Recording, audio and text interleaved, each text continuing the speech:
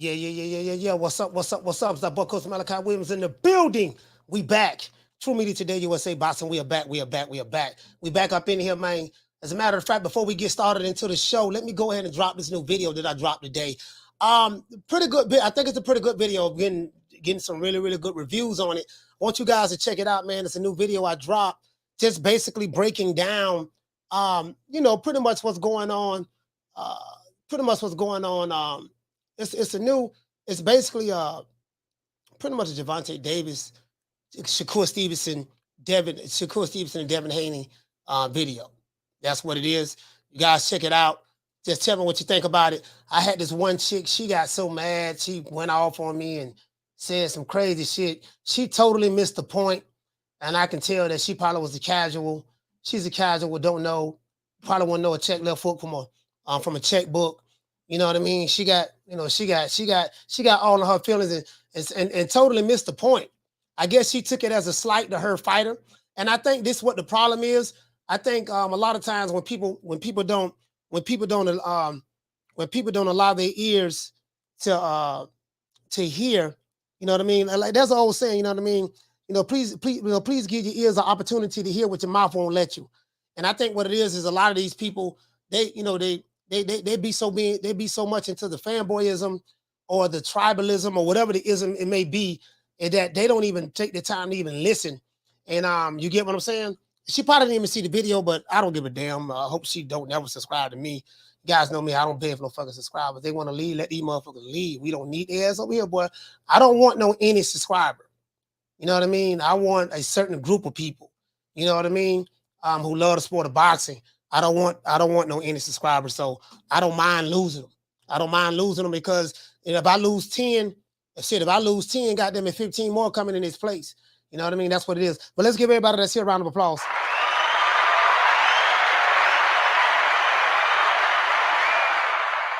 My show ain't for everybody, man. My show ain't for everybody. If you're heterosexual, you might want to go to Fagnon, the She-Goes, or the Chump Sides, or those other niggas, them other whole ass niggas. You might want to go to them. If you are into pushing racial narratives, whatever the case may be, you got a couple other channels you can go to, like Dante Aki and the Alphabet Boys. You can go to them. You want to just talk this boxing shit and have a boxing criteria and really get educated on how this shit's supposed to be, True Media Today, USA Boxing, Coach Malachi Williams is the place to be. It is what it is. Let's go ahead and do it. Make it do what it do, man. Shout out to West Side in this BIX. Shout out to Fee in the Tube. Shout out to y'all check that video out too. Shout out to my sister Lisa Bell's in the building. Lisa's in the building. It is what it is. Shout out to Preacher Joe. Yes, sir. Nelly Content. Dodge J. What's happening, fam? It is what it is. Shout out to Crosby. He said, Don King's. AB signed to Don King. Yeah, I saw that. Yeah, good luck with that. Shout out to Jose. I think AB signed to Don King because he's desperate. Shout out to Swift 718. AB signed to Don King. He's at the point to where he's desperate. You got to understand, Adrian Broner has burnt every bridge known to man in boxing. Adrian Broner was offered a boatload of money from Rock Nation. He told Jay-Z to suck his Johnson. The hell with that. AB was the same guy that was ripping up $20 bills, flushing them down the toilet. He was the same guy that was, whenever he spent a $100 bill, when there was change, I don't keep anything less than 100, and threw the money in the air in Walmart. That AB, Eddie Hearns offered him a boatload of money to fight. He shot that down, talking about slave wages and just all kind of stuff. And now he tore his ass with Al Heyman. He's gone now. Al Heyman has kicked him to the curb. He went to BLK Prime. Mysteriously, 3 fighters in a row, something happened to them. One, the promoter came out of nowhere. Hey, wait a minute, man. My fighter can't fight for y'all. For whatever the reason may be, my fighter can't fight over there. Then Hank Lundy. Oh, wait a minute. Hank Lundy suspended. And then the other boy, Michael Williams Jr., he got his jaw broke. A nigga broke his jaw, right? So one nigga got his jaw broke. Another nigga was suspended, wasn't allowed to fight.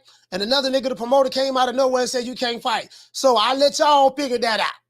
I let y'all figure out what happened with that. But AB is done. God damn it. And you know what? I might have to hire AB over here, the new media. I mean, not new media, the True Media Today USA Boxing. I may have to hire him over here to be a co-host, because boy, you know, that's probably what it's gonna be at in a minute. Like, he don't burn every bridge on the man, and don't nobody want to touch him. It is what it, but he did it to himself. He did it to himself, and I think AB realizes now that a lot of those guys who were laughing when they was together, they wasn't laughing with him, they were laughing at him. And Floyd Mayweather and them look at him like, yeah, look at the nigga now. This what they saying. I like Adrian Broner. I'm not gonna lie, I like Adrian Broner, but this is what it is. But let's give everybody a round of applause before we get back and get into the show.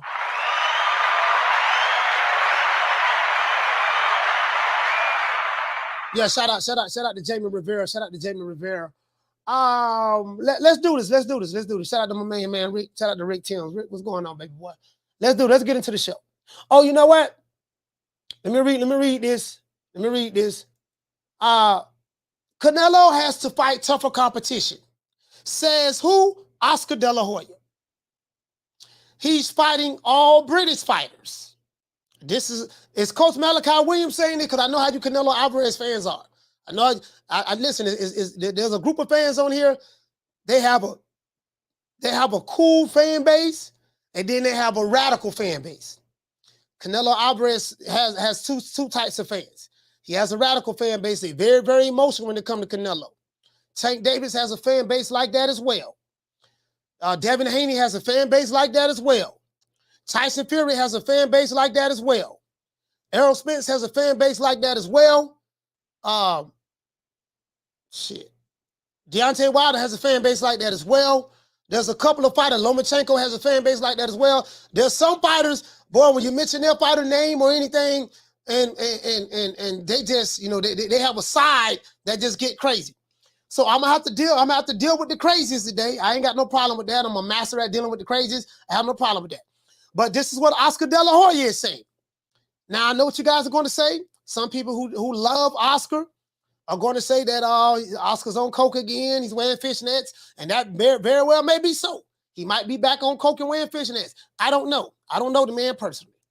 And then there are going to be some that don't like Oscar Dela Hoya that say that. They're going to be like, yeah, man, see, Oscar telling the truth. But wait a minute. You were just saying that Oscar was snorting coke and wearing fishnets yesterday, but when Oscar says something that you agree with because you don't like Canelo, now you're going to be Team Oscar. So you're going to have people who hate Oscar yesterday going to be Team Oscar today. And you're going to have people who was Team Oscar yesterday that's going to hate Oscar today. I get that. I understand that. Guess what? That ain't got shit to do with me. Your feelings are subjective to you. Okay? True. Let's get into the show. David Benavidez and Caleb Plant has a fight coming up, guys. I don't know if you guys know that. David Benavidez and Caleb Plant will be fighting next Saturday on the 25th. I just want to throw that out there. Okay? David Benavidez has a serious chip on his shoulder, you know, and he feels that Caleb Plant is overlooking him. Just want to let you guys know that, you know, Caleb Plant and David Benavidez doesn't have a fight coming up next week. So just in case you guys don't know, I just want to throw that out there, try to get them boys some shine as well. We'll do a show on them tomorrow, more than likely, right? What I realize is the people who don't like David Benavidez, they say things like David is overrated. They say things like Benavidez doesn't deserve a shot at Canelo Alvarez. They say that David Benavidez hasn't fought anybody. You know, okay, that's fine. You know what I mean? Oscar Dela Hoya said recently on Fight Hub TV, am I making this up? No. Am I lying on Oscar Dela Hoya? No. Am I taking shots at Canelo? No. Coach, do you have the receipts? Yes, I do. True. I have 4 minutes and 15 seconds worth of receipts that I'm going to show you today because I don't want nobody thinking that I'm lying. Shout out to Martin Ash in the building. Shout out to Green Eyes P. Shout out to Jose. I don't want nobody thinking I'm lying. Oscar De La Hoya did an interview recently on Fight Hub with Marcos Viegas, you know, and he said that Canelo Alvarez is regressing as a fighter. And he says that Canelo is fighting a lot of British fighters inside of the ring. Oscar De La Hoya also said Canelo needs to fight tougher competition. What are some of the examples that Oscar De La Hoya gave? He said tougher competition like Jaime Munguia. I can't make this up. True. He needs to fight fight tougher competition like a Jaime Munguia. Oh, you mean the Jaime Munguia that doesn't fight tough competition? True. Okay, Zurdo Ramirez. Well, I don't even want to talk about Zurdo. Zurdo got a resume full of tomato cans. But this bum is taking the easy matches, fighting other bums. I'm just being honest with you, dog. That's all he got. Put some respect on my name. I ain't trying to disrespect him, but I'm just saying, though. What? That's all I'm saying, dog. To this day. Really, though. True. But let's get into but that's neither here nor there. Oscar Dela Hoya said that Canelo needs to fight tougher competition like Dimitri Bivol. And David Benavidez, he threw that in there as well, right? Oscar said Oscar also said these are the types of fights that will build Canelo Alvarez's legacy. So me, I'm the type of guy like this here. I listen to what someone says, I analyze it, break it down, and then I like to look and see that the person that's talking to me can he show me some examples that he is actively doing as a fan, as a fighter, as a promoter, where you can give me some examples that you can show me yourself that you want to see this other fighter that you're holding to a standard do. Now, when I look and I can't see no examples, you know what I mean? Then what are we doing here? That's the question I'm asking. But I'm going to open up the phone lines. I want you guys to, let's get the likes up. I need 200 likes. Once I get the 200 likes, I will open up the phone lines. But we got to get into this. Now, this is what Oscar said. My question is this, guys. Do you guys agree with Oscar Dela Hoya? I'm aware that Oscar, as a matter of fact, forget that. We're going to do a poll. I'm going to do a poll today. Now, I got a whole lot to say about this. This is very, very easy for me to decipher, but I want to do, God gave me 2 ears and 1 mouth for a reason. So what I'm going to do a lot of listening, and after I hear everything that I need to hear, then I'm going to give my analysis. Leave your comments below if you're watching this replay, and tell me what do you think. Now, before we get into the show, before we get this party started, I want to thank one person and one person only. Before I thank God, I don't believe in thanking God first. Of course, I'm being facetious. I want to thank someone else. I have a PBC contract, guys, and this PBC contract that I have, those like Caleb Plant, those like David Benavidez, those like Tank Davis, those like Errol Spence, those like Danny Garcia, those like Keith Thurman, those like any other PBC fighter. I have one of those contracts, guys. And, you don't get a chance to thank your mama. Your mama, she ain't nobody. To be honest with you, moms are overrated at the PBC. Moms are overrated. We don't thank moms at the PBC. God, all right. He ain't do nothing but, create me, put breath in my body, create this planet that we're living on in the atmosphere. The earth rotates at 1,037 miles per hour. You know what I mean? The earth is all 196,940,000 square miles of the planet Earth that I live on that populates 8 billion people and animals and water and fish and all that stuff there. Oh, God just did that. That's all he did. But I'm not going to thank him first, right? I'm not going to thank Prophet Muhammad. I'm not going to thank Allah, Jesus, Jesus, Dios, you know what I mean, Jehovah. I'm not going to thank any of those guys first. All of those guys are overrated. But you know who is not overrated? I would like to first thank Al Haymon. I guess I got to be like everybody else and thank Al Haymon. I can quit my job now, baby. 6 figures, baby. You feel me? But a name. Do you have a name? Oh, nah, I ain't got no name, Name them names, man. They know who they is. Name them names, please. The names need to be named. They know who they is. The Mexican monster. Yeah, we got to thank him first. Get that out the way. And for the ops, we do this all the time. For the ops, you know what I mean? If you feel some type of way about Coach Malachi Williams, you can unsubscribe, leave, go back to your mama house. I really don't give a damn. You want to drop the Addy, pull up. You got gun emojis. Tell me you got shooters. You can do A, B, C, and D from your mama's basement. And no one got them, and you ain't pulled up on nobody in the history of pull-ups. The only pulling up you niggas gonna do is when you pull up at the McDonald's drive-thru and buy a Happy Meal for you and your baby mama, and y'all gonna share that and split that Happy Meal. Because you so goddamn broke. You can't buy 2 Happy Meals. You can only buy 1. Yeah, baby, I got one Happy Meal with a small fry. When I get home, we gonna cut that burger in half. I'm gonna give you half of this small fry, and I'm gonna get back on this PS5 and then I'm gonna smoke on this I'm gonna smoke on this Nick Saccareggi that I went half on with my homeboy, and I'm gonna call it a day. If you one of those type of niggas, guess what? This is for you. This what the fuck we think about you. Riley, talk to him. Fuck you. Fuck the plane you flew in on. Fuck them shoes. Fuck the socks with the bell on it. Fuck them cheap ass cigars. Fuck your yuck mouth teeth. Fuck your hairpiece. Fuck your chocolate. Fuck Guy Ritchie. Fuck Prince William. Fuck the Queen. This is America. My president is black and my Lambo is blue, nigga. Now get the fuck out my hotel room. And if I see you in the street, I'm slapping the shit out of you. Yeah, these niggas be talking about they gonna do A, B, C, and D. Boy, hush. Nigga, you better go in your baby mama apartment and do some jumping jacks and sit your dumb ass down some goddamn well before you make a nigga do something to you. True. Anyways, let's get into the show. Now, what do you guys think? As a matter of fact, let me do this. I want you guys to hear what Dela Hoya said. We got to get the likes up. Hold on, let me see. Hold on, guys. Let me do this. I want you guys to hear what Dela Hoya said, because I know some people think I'm lying. All the coach lying. This nigga lying. Okay, I'm finna show y'all. I'm not lying. We need 120 more likes. We need 120 more likes. Get the likes up, man. We'll get this party started. Let's get these likes up. We're gonna get this party started.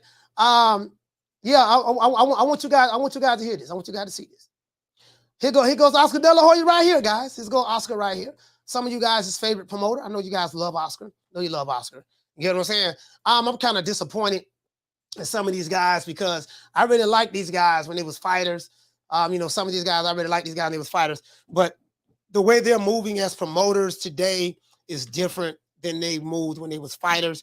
And I think that's what happens when you get more on the business side of things. You don't be willing to take the risk that it takes, with your fighter that you would normally do. But everything is fine. Everything is kosher. Everything is Gucci. You know what I mean? We're gonna do this. As a matter of fact, where's Oscar? Oscar, where are you, sir? Is this it right here? Yeah, okay. All right, I got Oscar right here, guys. And then I'm gonna drop the phone line so you guys can hear, okay? So you guys can call in and tell me what you think. Let's go. Hey, what's up, everybody? Marcos Viegas, Fight Up TV, being joined with Oscar Dela Hoya. Oscar, I don't know how much time I got with you, so I'm going to try to shoot out as many as I can. Canelo announced his fight against John Ryder. Just your thoughts overall of the matchup when you think about it. See what Oscar said? Good. You took a deep breath. Yeah, exactly. No, I think that. Look, I think it's great. I think it's great that Canelo Alvarez is going back to his roots. He's going back to his hometown. I think it's special. I think it's a great thing. We were actually Golden Boy, the last promoter to promote him in his hometown, I believe 12 years ago. So it makes me happy that he's going back, and he's doing it for his people. He's doing it for the Mexicans in Guadalajara, and so it makes me really happy he's doing that. But in terms of opposition, I'm not sure exactly what direction he wants to go. It seems like he's regressing inside the ring. He's regressing in terms of picking opponents, and he's fighting all these British fighters, and it does nothing to his legacy. All right, so let's stop right there. We got a whole bunch to unpack right there. According to Oscar Dela Hoya, he said that Canelo is fighting a bunch of British fighters. And he said that Canelo is regressing as a fighter inside of the ring. And he's regressing as it relates to picking his opponents. What say you? What say you about that? I know a lot of you guys want to call in. I need 200 today. 200 is the magic number. 200 is the magic number. And guess what? When y'all can call in, you can call in and say whatever you want to say. I'm going to just be listening. We need 200 is the magic number, man. We short right now. We shorter than a midget on his knees trying to sling keys. It is what it is. We shorter than not short, shorter. We shorter than a midget on his knees trying to sling keys. Got to get the 200 though. Let's get the 200. Halim, what you say? Halim say, Oscar, why he picking on the UK fighters? Halim say, what the hell you talking about? British fighters. Why he picking on our fighters? What he trying to say? Our fighters garbage? Hey, man, listen, man. Hey, listen. I didn't say it, Halim. Oscar said it. I didn't say it. Oscar said it. Shout out to West Side. West Side. Throwing up the W. Shout out to West Side, man. Shout out to West Side. Shout out to Ben Gunn. Ben Gunn. He said Billy Joe Saunders was a world champion. He said so was Callum Smith. Hey, man, listen, man.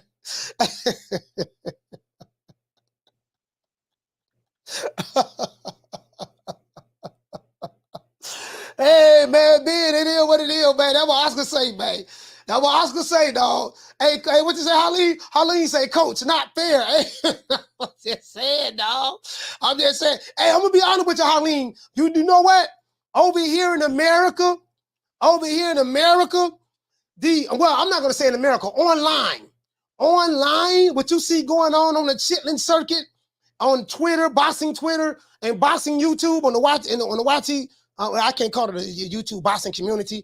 It's really not a community. It's just, I just say NYTBC. On the YTBC, if you listen to the American channels, they don't, specifically I'm talking about the Black American channels. They don't recognize British fighters. They don't recognize anything outside of American fighters. And not only that, there's only certain American fighters that they recognize, more than likely fighters who are a part of their thought process, fighters who give them interviews, fighters who, if it's a fighter that gives them interviews, that's a part of the Victim Olympics, that's a part of the Victim Olympics, the race politics. They recognize those guys. But when you sit down and have a boxing conversation with a lot of these guys, they really don't know too much about boxing, not only from a historical standpoint, but from a stylistic standpoint. So they're very, very limited in their boxing knowledge. I'm just saying, just a few of them. There are some out there. So they look at British fighters as being, you beat a British fighter, he ain't nobody. You get what I'm saying? Unless it's their favorite fighter. If their favorite fighter fights a British fighter, then they will big up that fighter. Man, my fighter fought. Man, listen. My fighter fought Joey. My fighter fought Joey Bag of Donuts from London. Your fighter fought who? Man, my fighter. I don't know what you talking about. My fighter fought Whole Head Cheese. He was from London. My fighter fought Pork Chop Willie. He was from the UK. My fighter fought Hobo Sam. He was from Scotland. My fighter fought doggone Joey Bag of Donuts. Your fighter fought who? He fought Joey Bag of Donuts. Pound for pound. Joey Bag of Donuts was a beast. Where is he from? Oh man, he from the UK. Okay, so let me get this straight. As long as your fighter fighting Joey Bag of Donuts, he's from the UK, he's not a Euro bum, he's fine. That's right. But if it's a fighter that you don't like, fights Joey Bag of Donuts' cousin, he's from the UK, he's a Euro bomb and he ain't fighting nobody. That's exactly what I'm saying. Okay, I got you. True. I got you. All right, so that's part right there. That's part right there, right? Oh, let's get to the other part.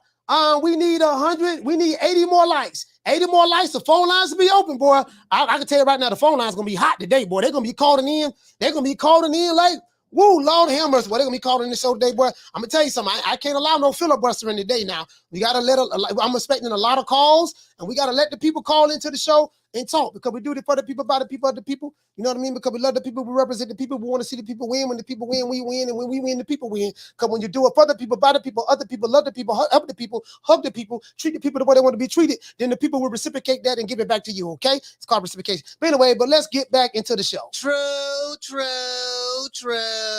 Also, shout out to my dog, Jamal Charlo. I'm sorry? 160 is my weight division. I want to unify. I want to get Golovkin in the ring. I want to bring him to Houston. You know what I'm saying? I want to get Canelo out here to Houston. If they really to come down to 160, this is my weight division. Yeah, man, it is what it is, man. You know, we want to unify. We want to unify over here. I want to unify. I want to get Shad in the ring. I want to break it in Houston. I want to get Lisa Bells and Green IP. I want to break it in Houston. If they're willing to come down to 160, this is my weight division. Hey, I want to unify. You know what I mean? You know, see, we got some big bad Americans over here, boy. These Americans over here, boy. A lot of these American fighters, they want all the smoke. This is one of them. If Benavidez can make 160, we can do it. If we can kind of catch weight in between 160 and 168. Benavidez is a 168 pounder that hasn't made the weight. He has no title. He has nothing to offer me. So that's why people keep mentioning Canelo and Golovkin, the higher stakes. I will fight Benavidez. All right, he's no problem to me. They talk alive, strong. I'm here, I'm that. But it's different when you get in there. You have to figure something out. Man, don't listen to it. Hey, fans, y'all keep it locked. We got bigger things in store. We gotta keep it locked. Now we gotta keep it locked. Okay, let's keep it locked. All right, let's get into the show. Shout out to old David Benavidez. He said Ricky Blood sausage. They say and a pint. Okay, all right. All right. And Hitman 42 say Charlo all cap. I don't know about that deal, man. You know what I mean? All I'm saying to this here, Hitman, I want to unify. I want to unify. I want to unify. I want to unify. I want to unify. I want to unify. Big Charlo. I want to unify. Let's go. I want to unify. Suleki. I want to unify. Big Charlo. I want to unify. I'm from Houston. I want to unify. I'm bad. I want to unify. I beat J-Rock. I want to unify. Oh, okay, that's a whole nother. But we ain't gonna talk about Charlo right now. Shout out to old David Benavidez. Let's get into the show. I want to see what the people got to say. Shout out to Doggo. John B. Poetic. He said, keep it locked. Hey, keep it locked. Keep it locked. Nigga, for what? True. Hey, keep it locked. Hey, we gotta keep it locked. We gotta keep it locked. Now I'm gonna hurt some feelings today because I gotta, but it's gonna be with the truth though. I'm gonna hurt some feelings today, but it's gonna be with the truth. You know, the problem. This is the problem that I have. This is the problem that I have, right? Because I get it. And I do think I think this was an arrogant take by Oscar Dela Hoya. He said he's fighting British fighters. He's speaking as though the fighters that he has on his roster are some killers. And to be honest with you, if you look at some of the fighters that Oscar Dela Hoya has or have on his roster, they ain't no goddamn world beaters. They get their goddamn self. So I do get it. If you're from the UK, you do feel kind of slighted. Like you would think that Oscar Dela Hoya got a whole bunch of killers over there. You got a jitterbug. He ain't never won a championship before in his life. He's a fighter turned TikToker, right? Then you got another jitterbug. He knocking everybody out. Virgil Ortiz. He doing this thing. I like Virgil. I ain't really got that bad to say about Virgil. I like Virgil Ortiz. Then you got another jitterbug. You got Zerto. Zerto don't fault every tomato can known to man, right? Zerto was what? 45-0, 102 knockouts. And Zerto was 45. Zerto almost broke. He almost went 50-0. He almost went 50-0. Zerto did. So, thank God Bivol had got to him. They looked like they were trying to get 50-0 with Zerto. True. But that's neither here nor there. Then I don't want to talk about Jaime. He just a baby. I don't want to talk about him. I already got the Mexican cartel at me. All right, now I got a phone call last night. The cartel told me that if I come to Mexico to see the Canelo Alvarez John Ryder fight, they said they're gonna kidnap me and hold me for ransom. I say, man, you kidnap me, hold me for ransom, man. I said, you just wasting your time. You just gonna be getting practice because ain't nobody gonna put no money up for me. So if y'all get me, y'all might as well just go ahead and off me off the rip. Cause listen, we ain't got the money to pay you, dog. Not like that deal. The kind of money y'all gonna want, ain't nobody gonna put that kind of money up for me. True. I'm just saying you might as well just catch me, get the murder charge, and just go ahead on, dog. Cause ain't no need to waste your time with me, dog. You'll be kidnapping me for nothing. Kidnapping me is wasting your time. True. Anyways, let's continue. All right, let's go. I don't know whose fault that is. I mean, I don't want to mention anything, but I think Canelo should really analyze carefully who he wants to fight next, whether it's Bivol, whether it's Munguia.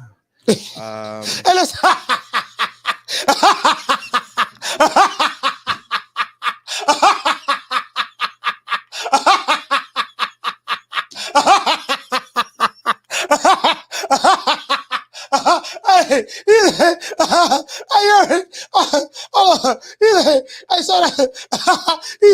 you know, Canelo needs to analyze very seriously who he wants to fight next, whether it's Bivol. I'm like, okay, you know, whether it's Munguia.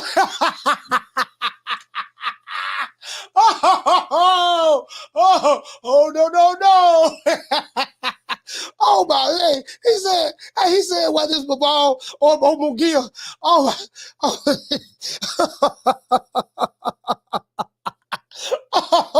I didn't mean to laugh that hard. If there's any Jaime Munguia fans out there that's mad at me, that want to put a bounty out on my head, I do understand. If I was you, if you are a fan of Jaime Munguia and you want to put a hit out on me, I'm not mad at you. I do understand. If I was you, I'd be doing the same thing too. But bro, listen, that right there was. Shout out to Rock Bar. Hey, but let's continue. Motherfucker said Munguia. Okay. But he has to step up and fight the tough opposition, the tough guys, the guys who are out there who can give him a fight. Hey, so he said, Oscar Dela Hoya. Hold on, let's hear that one more time. Let's hear that again, because I don't want nobody thinking I'm smoking crack. I don't want nobody thinking I'm smoking crack. I'm smoking geek joints. I don't want nobody thinking I'm, you know, I ate a whole pack of gummies. I don't want nobody thinking that I'm on what other drug they got out there, whatever the drug they got out there. I don't want nobody thinking I'm on any kind of designer drugs. You know what I mean? I want y'all to hear this again now. I want y'all to hear this again because I want nobody to think Coach Malachi Williams is making this up. You know, the Mexican cartel already are at me right now. So you know, but let's continue. Analyze carefully.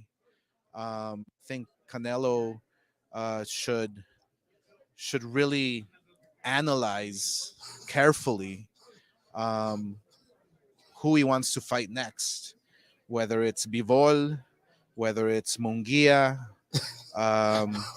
but he has to step up and fight the tough opposition, the tough guys, the guys who are out there who can give him a fight. All right, okay. Oh, this is so much. All right, so the question I have is this here. He brought up Bivol, he brought up Munguia. Then he said that Canelo is going to have to fight the tough competition. So the question that I would have followed up, now this is what I would have did. If I'm Marcos Viegas, right? You know the question I would have asked him? I'd have said, Oscar, can you give me an example? You mentioned, you know, this is what I would have said. I'm gonna show you how slick I am. Let me show you how slick I am. This is why I never get interviews. Oscar, it's amazing that you mentioned Jaime Munguia. You said that Canelo needs to fight better opposition, better competition. Okay, I hear you on that. Can you give me an example? Because you brought up Jaime Munguia. Yes. Can you give me an example? Jaime Munguia is what? 41-0, 72 knockouts. Can you give me an example of Jaime Munguia, like some of that tough competition and better competition? Because you are his promoter, right? And you his matchmaker. Can you give me an example of some of the amazing things that you're doing with Jaime Munguia that Canelo can look at and follow as an example? True. I'm just saying that's what I would say. That's what I would have asked. Because he brought up Jaime Munguia. So if you're gonna bring up Jaime Munguia, right? Then surely Jaime Munguia is the example that Oscar Dela Hoya is talking about. You said that you want Canelo to step up and fight better competition. And right before that, you brought up Jaime Munguia. So my question is this. That's the question I would ask Oscar. Oscar, it's amazing. I'm so happy that you brought Jaime Munguia. You know, I don't know about to talk about it that much. I don't know why. Oscar, Jaime Munguia, can you give me an example of some of that tough competition that you would like to see Canelo fight that Jaime Munguia is doing? Go ahead. I would have gave him the floor and see what he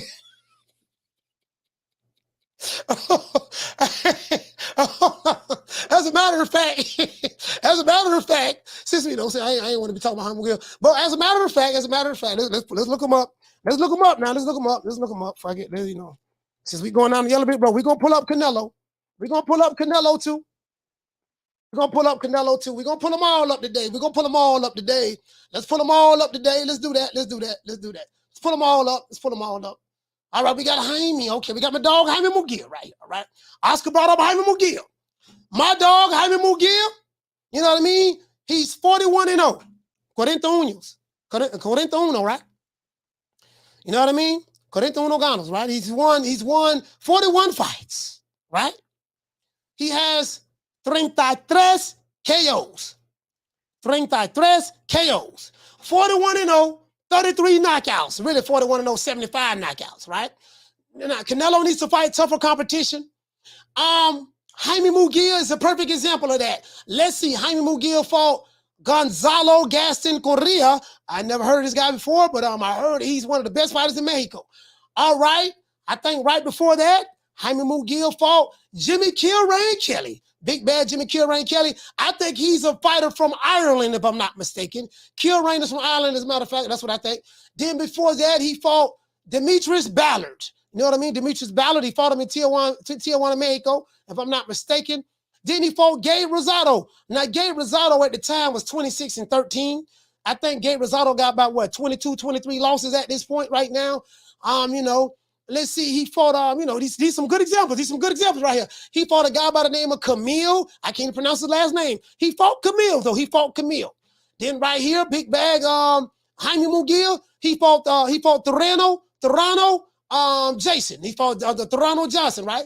Okay, fought that guy. Then right here, I remember this fight right here. He fought big bad Gary O'Sullivan. He stopped him in the 11th round. Big bad Gary O'Sullivan. He did that.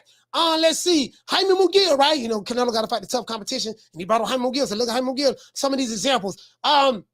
He fought Patrick Olate, right? Patrick Olate. Oh, boy, Patrick Olate was a killer, boy. That's some tough competition right there. Let's see. Patrick Olate was 40-3 at the time as well. Let's see. Jaime Munguia, he fought big bad Dennis Hogan. Now, I'm familiar with Dennis Hogan. You know, I know who Dennis Hogan is. Dennis Hogan. As a matter of fact, Dennis Hogan and Kilrain kind of look alike. Let me pull up Kilrain and Dennis Hogan. I don't want people, you know, want nobody thinking I'm tripping. But don't Dennis Hogan and Kilrain, you know, Kilrain ain't got no hair. Dennis Hogan have hair. Dennis Hogan and Kilrain kind of look alike. Kilrain Kelly looks like a bald-headed version of Dennis Hogan, and Dennis Hogan looks like a hair version of Kilrain Kelly. All right, so, and both of them got red hair too. They might be brothers. I wonder if these are the same fighters. What he did, he just cut his hair. Do you guys think that these are the same fighters and he cut his hair, make it look like he two different fighters? I don't know. It could be a possibility. But anyway, but that's neither here nor there. All right, so we got some examples. We got some examples we got some examples from what's my main man name? Jaime Munguia. He's just a baby. We got some examples from the baby. Okay, let's continue. The baby. And when I say the baby, I ain't talking about the rapper. It's not the John Ryders of this world. Yeah, I was thinking maybe the ones that would, the tough opposition, the Let's tough ones to fight next, whether it's Bivol, whether it's Munguia, but he has to step up and fight the tough opposition, the tough guys, the guys who are out there who can give him a fight. It's not the John Ryders of this world. Yeah, I was thinking maybe the ones that would change. So let's stop right there. So he said it's not the John Ryders of the world. Okay, fine. I know nobody looks at John Ryder as a world beater. I'm not saying he's a world beater my goddamn self. But we finna pull up John Ryder in a minute. But my question is this. So what is a fighter that's a champion that has a mandatory? What is he supposed to do? I'm not, forget Canelo. I'm saying any fighter. If he has a mandatory, he don't fight. The mandatory is going to get stripped of his belt. So my question is for Oscar, what was he supposed to do? Is he supposed to just say, I'm not going to fight the mandatory and get stripped of his belt? That's what I would want. That was two questions. I asked Oscar, can you give me an example? Since you brought up Jaime Munguia, do you look at Jaime Munguia as being that example of fighting tougher competition like you want to see Canelo fight? That's a question I would have asked Oscar Dela Hoya. It'd have been funny to try to get him to nigga explain that to me. And then he said it's not John Ryder. So I'm pretty sure he doesn't think much of John Ryder. So is any of his fighters been fighting John Ryder type competition? And if they have, is there a reason why they've been fighting John Ryder type competition? Since you saying that, you know, John Ryder's really not that great, Canelo ain't got a minute fighting him. That is mandatory. So I would just like to ask those couple of questions. You get what I'm saying? You know, the tough questions. I would have to sneak it in there, but the tough questions. But that's what I wanted to ask. That's what I would have wanted to ask. Let's see. Do we have the lights up? We need 49 more likes for me to open up the phone lines. We need 49 more likes. Shout out to Food Revolution. Let's hear the rest of this interview. Potentially be Benavidez because it's the one that everybody wants to see him go up against. Sure. I mean, fight. It's not the John Ryders of this world. Okay. Yeah, I was thinking maybe the ones that would change that would potentially be Benavidez because it's the one that everybody wants to see him go up against. Sure. I mean, those are the types of fights that really build your legacy. You know, fights where people know, where people have to guess who's gonna win. Let's stop right there. Oscar Dela. Now y'all heard what Oscar Dela Hoya said? When David Benavidez's name was brought up, Oscar said, sure, those are the types of fights that build your legacy. But in today's time, we're not living in the legacy time. Oscar Dela Hoya speaks with the double tongue. In one breath, they'll say belts don't matter. Those other guys got to bring something to the table. Really more so, you know what? Really, that's more so Leonard Ellaby. But Bernard Hopkins, that's a golden boy. You know, belts don't matter, this and that, yada, yada, yada, yada, yada. They'll say that in one breath, but then now Oscar is talking about legacy. We are in the era to where the legacy don't mean nothing. To certain fighters, it means something to Shakur Stevenson. It means something to Alexander Usyk. It means something to Dmitry Bivol, Beterbiev. It means something to a new way to monster, Stephen Fulton. It means something to certain fighters, but then other fighters, it don't mean anything. So Oscar is talking about legacy. Remember that. Oscar is talking about legacy. Let's continue. Have to really, sure. I mean, not only that, he's saying you got to have, these are the types of fights that you need to build your legacy. So which one is it? Do you want your fighters to have the types of fights that'll build their legacy? Do you want your fighters to have the type of fights that'll build your legacy? Or are you saying legacy don't matter? Like, I can't, this is why I can't beat these dudes. You know why I can't beat? I can beat them. But these guys, they argue both sides of the coin. They argue heads and they argue tails. They'll tell you that belts don't matter, legacy that don't mean anything. It's about putting on the biggest fights and becoming an attraction. And then guess what? And then they'll do another interview and say, you know what, man, it's about legacy. You got to have a certain fight to be a legacy. So what it appears to me is this here, and I'm just being honest with you. Oscar Dela Hoya is speaking with a forked tongue, in my opinion. Oscar Dela Hoya, when it comes to his former fighter, Canelo Alvarez, because Canelo Alvarez is not his fighter anymore, this is just my opinion. He is saying that he wants to see Canelo fight better competition and have legacy-defining fights. But you're doing the total opposite with your fighters that's on Golden Boy. So when it's a fighter that you're not working with, this is what you say, but you're doing the total opposite with your fighters that's on Golden Boy. So you get what I'm saying? I picked that up because you can't be a promoter that's saying this and that's preaching one thing in an interview, but then when I see your works as a promoter, you have literally did the total opposite of that. Not only you, but Bernard Hopkins, Floyd Mayweather, Leonard Ellaby, you guys have literally done the total opposite of that. And not only that, but you make mockery of those who have legacy-defining fights. You make mockery of those who have belts. So how can you make mockery of fighters who want to have legacy-defining fights and have belts in one breath, but then turn around and say you want to see Canelo Alvarez add on to his legacy? Make it make sense. True. I mean, I'm just asking a question. I'm just asking a question. This for any fighter. You get what I'm saying? I'm just asking the question, man. Hey, man, Team Freeway Boxing, we are the official podcast. True Media Today USA Boxing is the official podcast to our Team Freeway Boxing, man. Shout out to my brother, man. Shout out to my brother, man. That's family there. Freeway Rick and Ross, the real Rick Ross. It is what it is. What's my name? My name is nobody, and I don't live nowhere, and I don't know nothing. I don't know because I know that you gon' tell God on Jesus, kiss a Judas, silver pieces, monkeys acting in the monkey show. Gangsta monster killer, silverback. Where is your rap sheet that you never explains? Moving fast, thinking slow. Dummy clown, silly Billy, need a hug. Thugs on drugs, monkeys acting in the monkey show.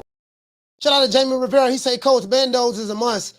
They earned it. Facts. Yeah, you got to fight the mandatories. I mean, that's just what it is. I think in this era, they don't want, it is what it is. Like, bro, it's so much hypocrisy, double standards, and niggas planning going on in boxing today, man. It just, it befuddles me. It befuddles me. But over here, we're going to hold the line. We're going to hold the line over here, and let's continue. Let's continue. This interview is not that long. So it's short. We're halfway through it right now. Types of fights that really build your legacy. Would change that would potentially be Benavidez because it's the one that everybody wants to see him go up against. Sure. Me too. I mean, those are the types of fights that really build your legacy. You know, fights where people know, where people have to guess who's gonna win, where people have to really think about it, really hard, like, who is gonna win this fight. And so it's just like Ryan Garcia and Tank Davis. It's a pick 'em fight.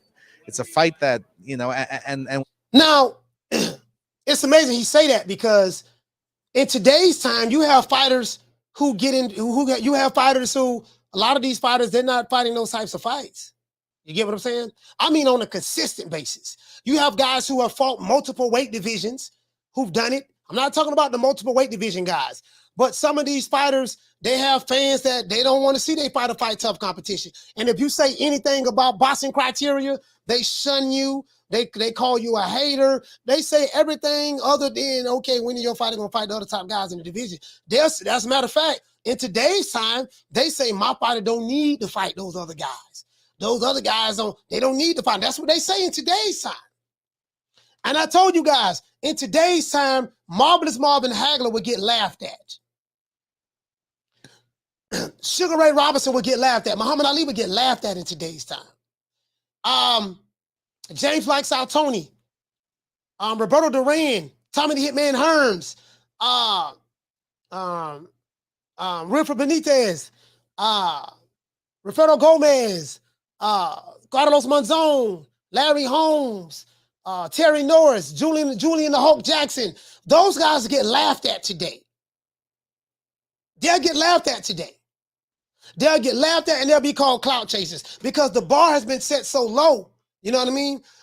Shout out to BWG. Hey, okay. Dropping that quarter over. Bam, dub on your boy. Hey, Leroy! Super chat received. Playtime's over, boy. He said, salute, coach. Someone needs to ask Oscar. He would have fought a Munguia for his legacy when he was a champion. I'll wait. Well, Oscar, when Oscar was a fighter, he did the total opposite of the way he moves as a promoter, to be honest with you. All of them are doing it, to be honest with you. So it is what it is. Have those pick 'em fights. It brings boxing back to the glory days, So, he's talking about the pick 'em fights, bringing boxing back to the glory days. Guess what? These guys don't care nothing about no glory days today.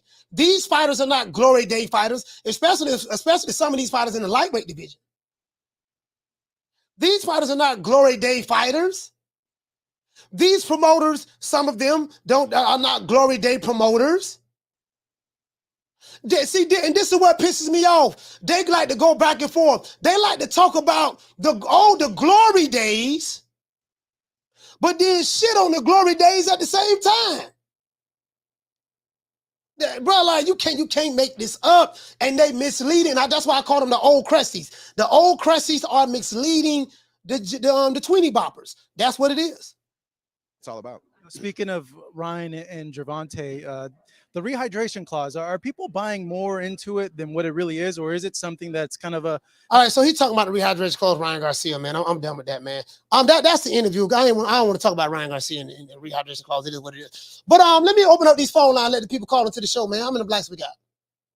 We need 34 more likes, but I'm gonna open up the phone lines anyways, because the show not gonna be long today. It's not gonna be a long show, so I'm opening up the phone line. But we need 34 more likes. Phone lines over, man. 530-494-9636.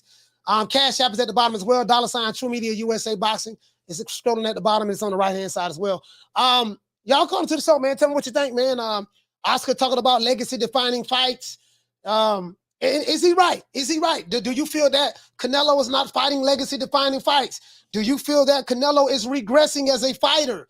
Do you feel like all he fights is British fighters? Just call into the show, let me know. And can you give me some examples of fighters who are doing the total opposite of that what Oscar Dela Hoya is saying that you want people to follow? So this is a good topic. This is a real good topic. Caller, what's your name? Where you calling from? Hey, this is Will Lynch from Ohio. Will Lynch from Ohio, talk to me. Hey, I was just watching the show, and I agree with everything you're saying, but I got a little bit of a different take on what Oscar's trying to do when he's talking about Canelo versus John Ryder. See, I think that the salesman in him sees that Canelo is close to retirement, and he knows he's going to miss out on all that sweet matchmaking money that he could potentially have with Oscar. So I think his way of interjecting Jaime Munguia is his of saying, hey, before you go, can you give a brother $1 just one more time for old time's sake? Oh, you saying when Jaime Munguia? Yeah. I mean, a promoter is going to promote, and he knows that when the cash cow of boxing is gone, he's going to be hard up for payday. But I say that respectfully, though, because I know Oscar, he is a really good salesman at the end of the day. I mean, yeah, but a really good salesman is someone that that can convince people to buy what he's selling. If no one is buying what you're selling, like me, I ain't buying that shit. You get what I'm saying? Because, a really good salesman is someone that can convince me. And when you bring up someone like a Jaime Munguia in the same sentence as legacy, and you want to see Canelo or any other fighter have legacy-defining fights, and you bring up Jaime Munguia, I'm like, wait a minute, is Jaime Munguia an example of what you're talking about? If he isn't the example of what you're talking about, then what the hell you bringing his name up for? He said Jaime is big in Mexico. Jaime Munguia might be big in Mexico, but guess what? Jaime Munguia ain't got a resume full of tomato cans. True. I don't give a damn how big he is in Mexico. He ain't big for fighting no legacy-defining fights. Jaime Munguia ain't fighting no goddamn body. And I say that respectfully. Shout out to Two-Tone Superstar. So I just call it the way I see it. I know I'm gonna have everybody in Mexico upset with me for saying that, but I gotta tell them the truth. Somebody gotta tell the Mexicans the truth. Jaime Munguia ain't fighting no goddamn body. And if I gotta, and if I piss them off and they want to unsubscribe, so be it. Unsubscribe. I don't give a fuck. I'm gonna call it the way I see it, dog. I ain't here to be friends with a motherfucker. I'm here to tell it like it is. That man ain't fought nobody. Y'all know that shit. Come on, man. That man, he fought 3 people on his resume out of his whole resume. I don't give a damn how big he is over there. Big for fighting tomato cans. That's about it. But go ahead. No, I was just gonna add before I hop off here real quick that I agree with everything you're saying, but you weren't the target. You weren't the target audience. The hardcore boxing fans, we're already past that. We already know what the game is. But I feel like he was trying to reach out to the people who don't know no better, who's just going to look at his resume and see he's a 41-0 fighter. Yeah. And, just by mentioning him, you keep mentioning him, people are going to hopefully, in his mind, hopefully start talking about him more, generate the interest and make people say, hey, why ain't you fighting this guy? Like they do with Charlo, like they do with Andrade, like they do with all those other guys. Yeah, I got you. Yeah, I got what you're saying. He just throwing Jaime Munguia name out there. Yeah, I got you. Yeah. But, Coach, you have a wonderful day, sir. Yeah, shout out to Will. Taking my call. Shout out to Will, man, from Ohio, man. Salute, fam. Yeah, man, we got to get the likes up. We need 23 more likes. Hey, listen, all I be saying, this what I be saying, fam. What I'm saying is, just give me some examples. I don't have no problem with nobody criticizing any fighter. Criticize whatever fighter that you want to criticize. But just give me some examples, though. Give me some examples of the fighters that you have right now that are having these legacy-defining fights. Because let me tell you, see, I'm gonna tell you this where you hurt feelings at. When I pull up these fighters' resumes and we look at who they fought, when they fought them, how many top 10 guys they fought, how many undefeated champions they fought, how many undefeated fighters they fought, how many times they defended their titles, how many unification matches these fighters had. See, all of that is boxing criteria. I don't look at how many social media followers you have. I care nothing about that. I don't look at my fighter Liddy, he's selling out arenas. That is good from a business standpoint. That's real good from a business standpoint. But again, I have a boxing criteria. And I do understand that 99% of people online in the YTBC, they don't have a boxing criteria. I know that I am of the 1%. I know that my criteria will be looked upon as a hater. I know that my criteria will be looked upon as, oh man, that old nigga hating. That my criteria will be looked upon as that nigga clout chasing. I get that. All these eloquent words, all these duck language that they use, right? Ducking is, it is what it is, right? Ducking, the word duck is overly used and not properly applied. But a lot of these fans and stuff, they use the business terminology. A lot of these promoters and stuff, and that's what they're using, guys. And I just break the shit down and call it the way I see it. You get what I'm saying? I am not of the popular opinion. I would not get any Nobel prizes for being popular. I'm not going to go along with the get along. I don't give a fuck who it is. If I offend blacks, so be it. If I offend whites, so be it. If I offend Mexicans, so be it. If I offend Asians, so be it. I don't give a fuck. I have a boxing criteria. I don't have an Asian criteria. I don't have a Mexican criteria. I don't have a white criteria. I don't have an African-American or black criteria when it comes to boxing. When it comes to boxing, Coach Malachi Williams have what? A boxing criteria. And this lies the problem. So phone lines over, man, 530-494-9636. It is what it is, man. I ain't on nobody's side. I'm on the side of boxing, dog. That's where I'm at. But I guess, matter of fact, y'all calling to the show. I want to hear what y'all got to say about Oscar Dela Hoya, man. Do you guys think he's right? Is Oscar Dela Hoya is right? Do you feel that, hey, man, Oscar Dela Hoya is right? Canelo ain't fighting nobody. He's regressing as a fighter. Let's see. Let me write this down. Canelo's regressing as a fighter. Inside the ring, he's regressing when it comes to competition. Regressing as a fighter. Regressing in competition. And he needs to, his next fight got to be a legacy-defining fight. Caller, what's your name? Caller, what's your name when you calling from? What's going on, Coach? This is Casino Light Prayers from Atlanta. Man, Casino Light Prayers, talk to me, fam.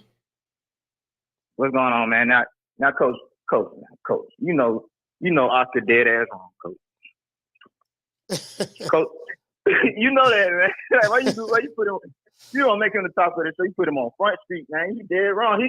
He would have been better off when they asked him about Canelo. Yeah, he would have been better off saying like, man, fuck Canelo. That's what he should have said. Cause that's basically what he said. You know what I'm saying? Like, He said that without saying it. You know what I'm saying? Cause like, I mean, Canelo is like one of the only people. Well, in 2022, bro, like, how can you hate on him? Like you rather he should have just blatantly hated on him. You know what I'm saying? Like, that's funny.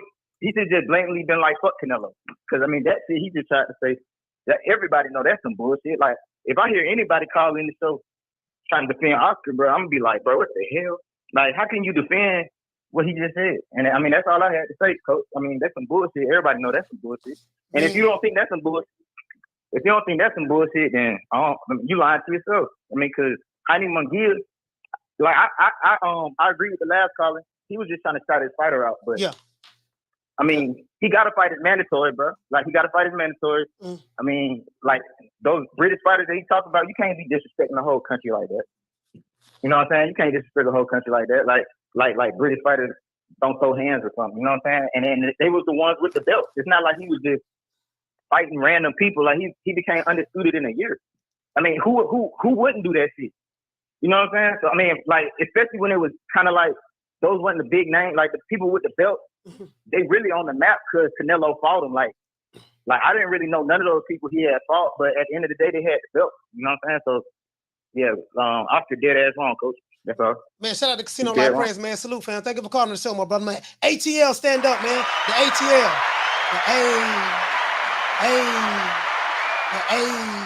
Hey, shout out to my sister, Food Revolution. Shout out to Jaime Vasquez. Dropping that quarter over. Damn, dub on your boy. Hey, Leroy. Super chat received. Hey, David Benavidez, he said, let's add Eric Morales to the crusty suit. He said he used to fight top fighters. He said, but now that he trains Jaime, all he does is protect him from the top. True. Hey, you know what?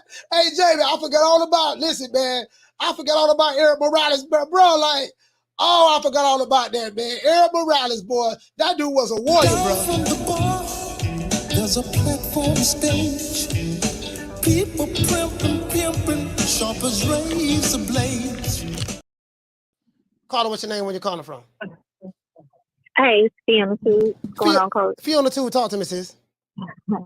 Well, you know, I'm gonna keep it real basic because they be wearing me out in the comments. Yeah, now it's easy time. I ain't got time for that. I'm gonna keep it real simple. You know, De La Hoya just mad, right? Oscar De La Hoya because Canelo left his ASS. You know that. You know. Yeah. He's still kind of bitter. Yeah, he having a diva moment. That's all that is. And Canelo was great with him, great doing him, great before him, great with him, great after him. Yeah. You know what I'm saying? Like, it is what it is. That's just, he's just hating. You know what I'm saying? That's who clout chasing. You know, that's just, I ain't got to get to all that.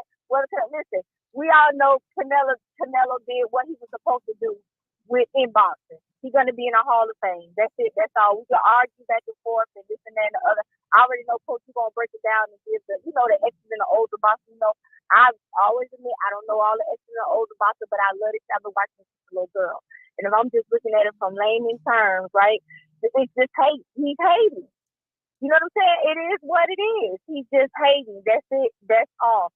Personally, I think Canelo is going to take the winner between Caleb Plant and Benavidez. He might take one more after that, and then I think he's going to retire. And then he don't need to fight nobody else. He's talking about Canelo getting old. It's not that he's like, what is Oscar Dela Hoya say that he's not progressing in the sport no more? He said he's regressing as a fighter. And he's regressing inside of the ring as it relates to competition. He's supposed to. He's getting older. He's supposed to. Yeah. It's wear and tear on his body. Yeah. They not Hoya know that. He's had a lot of fights. He has a lot of fights. I think he has like 60 something fights. I think Canelo's like 58 or 59. He has 59 wins. He's been very active. People can't hate on him all they want. 2 losses. Like he's active. Yeah, he's fought more than any fighter in boxing right now. And he's only like 32. He'll be 33 years old this year. So that he had a lot of fights. A lot of goddamn fights. He's active, and Canelo got an old soul. You know what I'm saying? So he's gonna be ready to retire. He took a lot of wear on his body, even though he did good. He still took a lot of tear and wear on his body. So he came to the sport and did what he was supposed to do. He came, he saw, he conquered, and people can hit on him all they want to. And that's just me keeping it simple and casual. So shout out to Jaime. You know, yeah, y'all gonna wear me out in the comments. Y'all know I'm the pat back queen. I'm the reach queen. I will be looking. So to keep it cute or keep it new, you know, because I love y'all. I come in love and I come in grace. Okay. All right, Coach. I love you. Shout out to Dick. Dick called in. Dick, you know I love you, Dick. That called in. You know I love you, boy. I love Dick from Atlanta. All right, I'm going, Coach.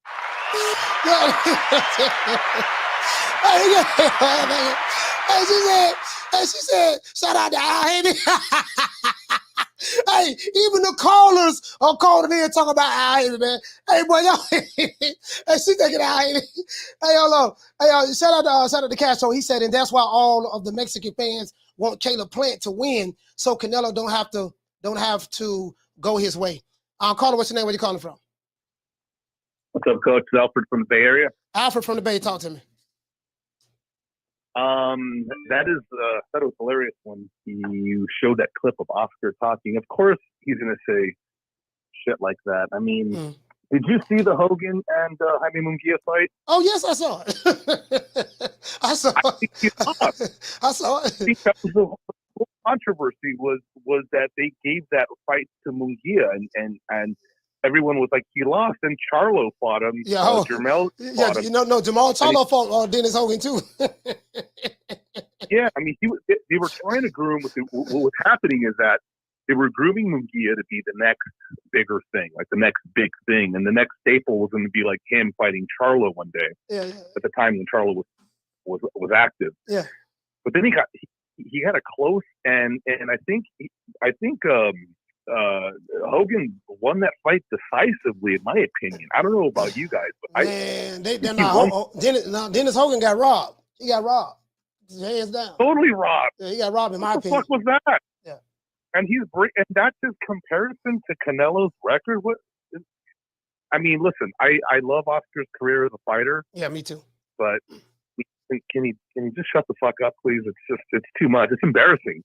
This is how people are gonna remember him, and that's really sad. People dog him right now, and a lot of casuals don't know that this guy was actually a great fighter. Yeah, and it just sucked. It just that he's gonna go out this way with those fucking fake abs of his and shit. I mean, come on, man. This guy's got a. I don't know, man. Who does he have on Golden Boy right now that besides Virgil Ortiz that's a serious and a good prospect, you know? Well, good prospect. Now, of course, I'm biased, but I'm gonna plug nephew in. Kid Austin. Kid Austin want the smoke. I spoke to him. Been with nephew. I spent the week with him over there in San Antonio. He want the smoke, but he's a prospect. He's only I think he's 10 or 11-0. 10 or 11-0 right now. You know, he might be 11 or 12-0, somewhere up in there. So but he's young in his career. He's only 20 years old. So he's still building. Sure. He's still building. So but from what I'm learning, Oscar Dela Hoya is very high on Kid Austin, and he said he's going to make him the next star. That's what he said. So we're going to hold Oscar Dela Hoya to that. Virgil Ortiz, of course. Shit, I don't know anyone else. I mean, Virgil Ortiz, Kid Austin is a prospect. Jaime Munguia, we see what's going on with him. Zerto, so I mean, that's something I can think of right now. If Jaime Munguia was going to be anything, he would have already been something. Yeah, he would have been something. That's my opinion. Yeah. He's already been something by now. 41 fights. 41 fights. Yeah, 41 fights. You got to be something by now. The guy gets clipped way too much, and 41 fights. Is he going to keep fighting bums until he hits that 50-0? I don't know, man. He might. That would look like Zerto. Looked like Zerto was working on that 50-0 till he ran up on Bivol. Bivol had to show him, look here, man. Yeah. This dude ain't fought nobody. Man. I'm gonna go ahead and beat the dude, dominate the dude. I think Bivol won every goddamn round. I didn't give Zerto might have won one round, maybe one round, but he got dominated. He lost easily 11 rounds to 1. If I'm being generous, 10 rounds to 2. But I didn't give him that. Zerto was working on 50-0. That was a wash. I gave every round to Bivol on that fight. And as far as the people saying that they want Caleb Plant to win, I want Caleb, just for the fight, just for the sake of the fight. And I really have no dog in the race.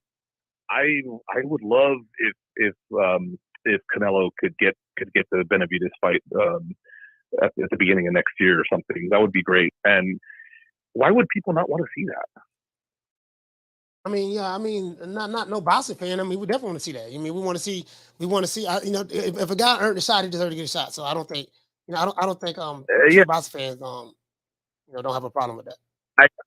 I don't believe in any of the ducking or any of that. The Canelo's, he's proven himself over the years. He really has. He's fought a lot of people. He has a great resume. Yeah. Alfred, I don't been down this path already. And when I pull these resumes up, it's shocking. When I pull these resumes up, and I'm like, okay, you're telling me this guy has done A, B, C, and D. Give me some examples. And when I talk to guys and tell them to give me examples, they get stuck. They don't know what to say. Oh, yeah. And then I say, you know what? Don't worry about it. Who the guy is? Let's pull up his resume and then let's do a comparison side by side. And when I pull up these resumes, I've done it before in this show, and I do a side by side. I literally shut everybody down. I shut them down. They like, well, I've heard it happen on your show when you provide people with the factual information, and then all of a sudden they become members of the Special Olympics. They don't even know what to say. Yeah, no, they don't know what to say. Hey, shout out to Alpha from the Bay, man. Salute, fam. Thank you for calling the show, fam. Shout out to Alpha from the Bay.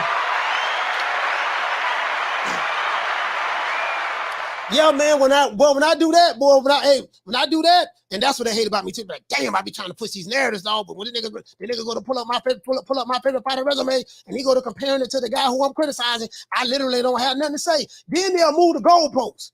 What they do is when you show them their favorite fighter's resume in comparison to the guy they're criticizing, then they move the goalposts. Well, my fighter the cash cow. My fighter make more money than your fighter. My fighter know how to do the Tootsie Roll better than your fighter know how to do the Tootsie Roll. My fighter can do the cabbage patch better than anybody. My fighter can prep better than your fighter. My fighter baby mama more bow-legged than your fighter baby mama. I'm like, dude, how do we? Okay, so now you're moving the goalposts. These old goalposts moving that nigga. I can't beat them, dog. I can't beat them. Nigga told me, say, yeah, nigga, I'll destroy you. Yeah, you'll destroy me, nigga, because every time I turn around, you moving the goalposts. You can't. You don't stick to one thing, because as soon as I destroy your narrative in one breath, then you want to go in another different direction. Shout out to Shad. Hey, okay. Talking out quarter over, bam, dub on your boy. Hey, Leroy. Super chat received. Playtime's over, boy. He said, Coach, we got to get Custer to ask Oscar who's the next big star. he'll say who's the next big star on Golden Boy R. Yeah, he'll say Kid Austin. He'll definitely say Kid Austin. Call him. What's your name? Where you calling from? My name's Daniel, calling from Portland, Oregon. Daniel from Portland. Talk to me. Yes, sir. Thank you. I definitely understand what you're saying about the Canelo. For me, when it comes to Canelo and his resume, I feel like everyone he fought was either past their prime or they were on the way out the door. Mm-hmm. Amir Khan had no reason fighting Canelo when he wasn't the best welterweight at 147. It wasn't Khan. He fought James Kirkland. When James Kirkland came back off of like a 2-year layoff, didn't have his original trainer with him. I don't remember her name. Yeah, you talking about she's a Hall of Famer. One of the baddest female boxers at that time. She fought Layla Ali, never fought each other. Damn, I forgot her name. She's a Hall of Famer. Yes. I forgot, but I know you're talking about. Yeah, I know you're talking about. Kirkland didn't need to be Canelo. Danny Jacobs, no one asked for the Danny Jacobs fight. He didn't deserve that fight with Canelo. I'm not gonna say no one didn't think Jacobs was gonna win, but I didn't go in there thinking Jacobs had a chance of knocking him out. I didn't. I felt like it was gonna be a slugfest, and that's what it was. Again, to my Daniel Jacobs. To my Daniel Jacobs. Yes. No, Daniel Jacobs was good, bro, at that time, bro. Like he was a really good fighter at that time. Daniel Jacobs was. Was he better than Andre? Shit. I don't know if he was better than. As a matter of fact, Andre ain't really fought nobody, so I don't know how good Andre is. You know what I mean? But Daniel Jacobs fought Canelo and he fought Triple G. Daniel Jacobs was good, bro. Daniel Jacobs was good at that time, bro. Like for real. Okay. But Andre, I don't know how good Demetrius Andre is, because who did he fight for me to give me an example of some fighters that Demetrius Andre fought to where you can say he's a really, really good fighter. Like I can't think of any. I can't tell you. I'll be honest. I can't tell you, but I can just tell you from the looks of his skill set, I would love to see his skills up against another skill set that's up there. The reason why I would love it against Canelo, I'm like, man, it would just be the same thing. Jab, jab, jab. Floyd did the same thing. Lara did the same thing. I don't think Canelo will be able to stop Andre's jab, but we never got to witness that. So, again, I can't tell you who Andre fought because either people don't want to fight him or he just he's not attractive to be fighting right now. I don't know what it is, but I would love for him to get a big fight. I'd rather see Andrade versus Benavidez. To be honest, I'd pay $100 pay-per-view for that fight. I'd rather watch that than Caleb Plant. Well, you know, to be honest. Demetrius Andrade is a PBC fighter now. He's actually, I pulled up the PBC's website. He's a PBC fighter. He's on their roster. So, Demetrius Andrade should be able to get those fights. He should be able to get Jamal Charlo. Jamal Charlo should be able to fight Demetrius Andrade now. Like all of those guys, they're on the same side of the street now. So, in order for me to gauge this is my criteria. The only way I can gauge how good a fighter is, I have to see him in the ring with other fighters who are supposed to be on his level or just a little above, just maybe above. He has to get in there with those guys, because people could say this fighter look good. The eye test tell me he's great. The eye test is one thing, right? But a boxing criteria, the only way you're going to know who the best is in a weight division, you don't know who the best is by the eye test. The eye test can't tell you that. You know what tells you that? When they get in the ring with the other top guys. When the top fighters that passes the eye test from what other people are saying gets in the ring with the other top guys, the outcome of that fight will determine, how good this guy is. And in today's time, they don't preach fighting the top guys. They preach he passes the eye test based on him fighting a hog head cheese sandwich. So we automatically know he'll beat the other guy based on what he did to hog head cheese. So he don't need to fight the other guy. And it doesn't work that way. There's not a sport on the planet Earth that you can give me an example of that where you do not have to fight the top guys and automatically be crowned as the best. Give me name one sport. If it's a sport shooting marbles, no, you got to fight the best shooting marbles. If you in the horseshoe business shooting the horseshoes, you got to go against the other top horseshoe throwers. If it's race, as a matter of fact, I'm gonna give you a perfect example. Who was the best 100-yard sprinter in the Olympics in 2012? Usain Bolt. Or either Tyson Gay. Who was the best? Who was the best in 2016? I'll say Usain Bolt. Okay. How do we know Usain Bolt was the best in the 100? He was at the final race. He was at the final race. He got that gold medal. Okay. And how did he get the gold medal? He had the race against the other top guys. Nobody in the Olympics said, "Oh, you know what? We automatically know Usain Bolt is the best. He don't need to fight Tyson Gay and all those other guys. He don't need to race all those other guys from around the world, the other world-class sprinters. He don't need to race those guys. We automatically know he's going to win." No, it doesn't work that way. So okay, I feel you. I understand. I get it. Yeah. All right. Hey, shout out to Dane from Portland. Salute, fam. Yeah, that's all I'm saying, fam. Like, give me an example. Give me any sport where there's competition where you automatically just get crowned the best without fighting the top guys.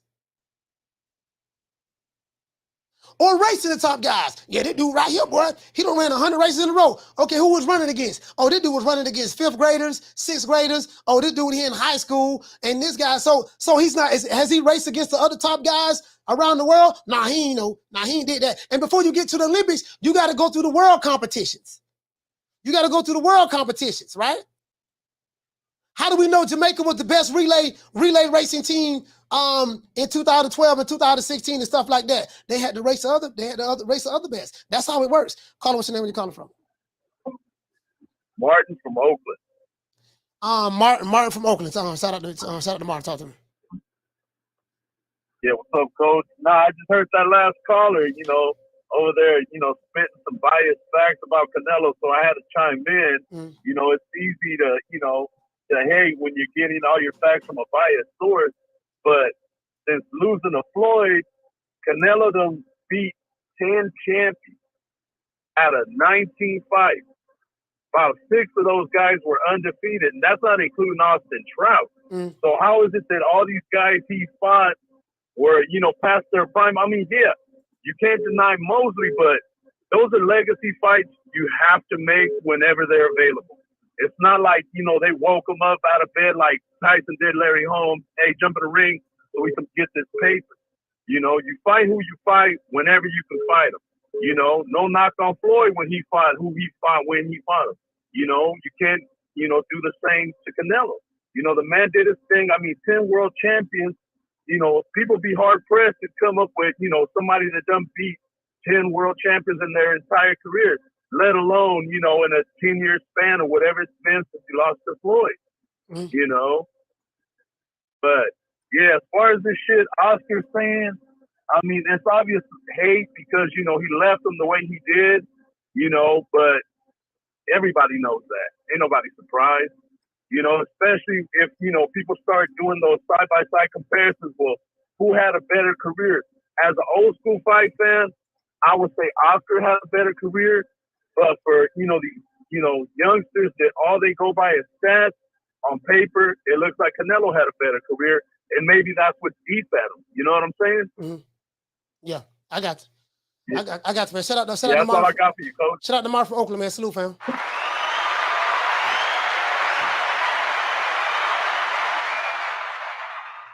I'm responding back to this guy. That's it.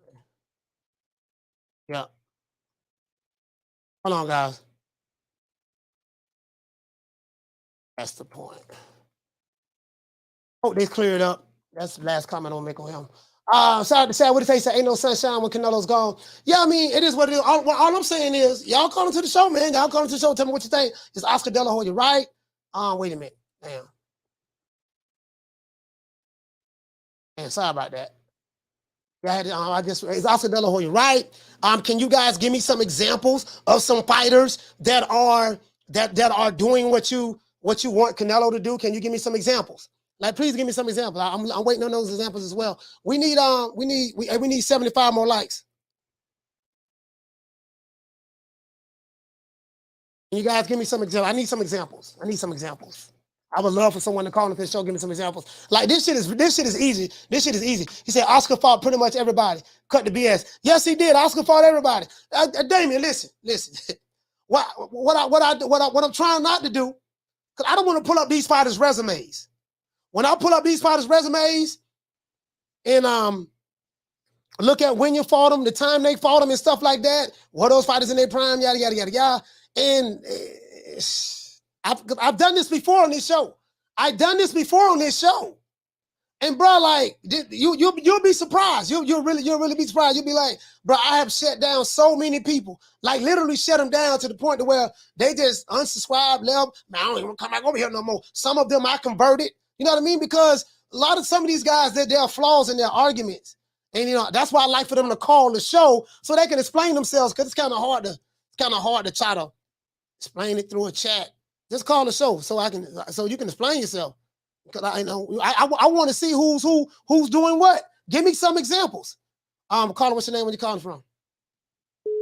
Coach, this Casino Life Chris from Atlanta one more time. Coach, Casino Life, talk to me, fam. I had to call back because, bro, I didn't even think nobody was gonna call and say no shit opposite. So he called in and said he tried to talk down on Canelo, but I'm glad that he switched it around. But basically what I'm saying, I think you're going to have to pull up that resume, Coach, because I don't think people understand. Like, you're going to have to pull up these people's face. Like, I think you should ask people who their favorite fighter is as soon as they call in if they disagreeing. You know, like, because I've done this before, and they go to bobbing and weaving. That's why I know you did it before. That's why I know you done did it before. You do it every day. I don't did it before. When I go to see what it is. Because when it's a fighter that they don't like, everybody pile up on them, and I have no problem with that.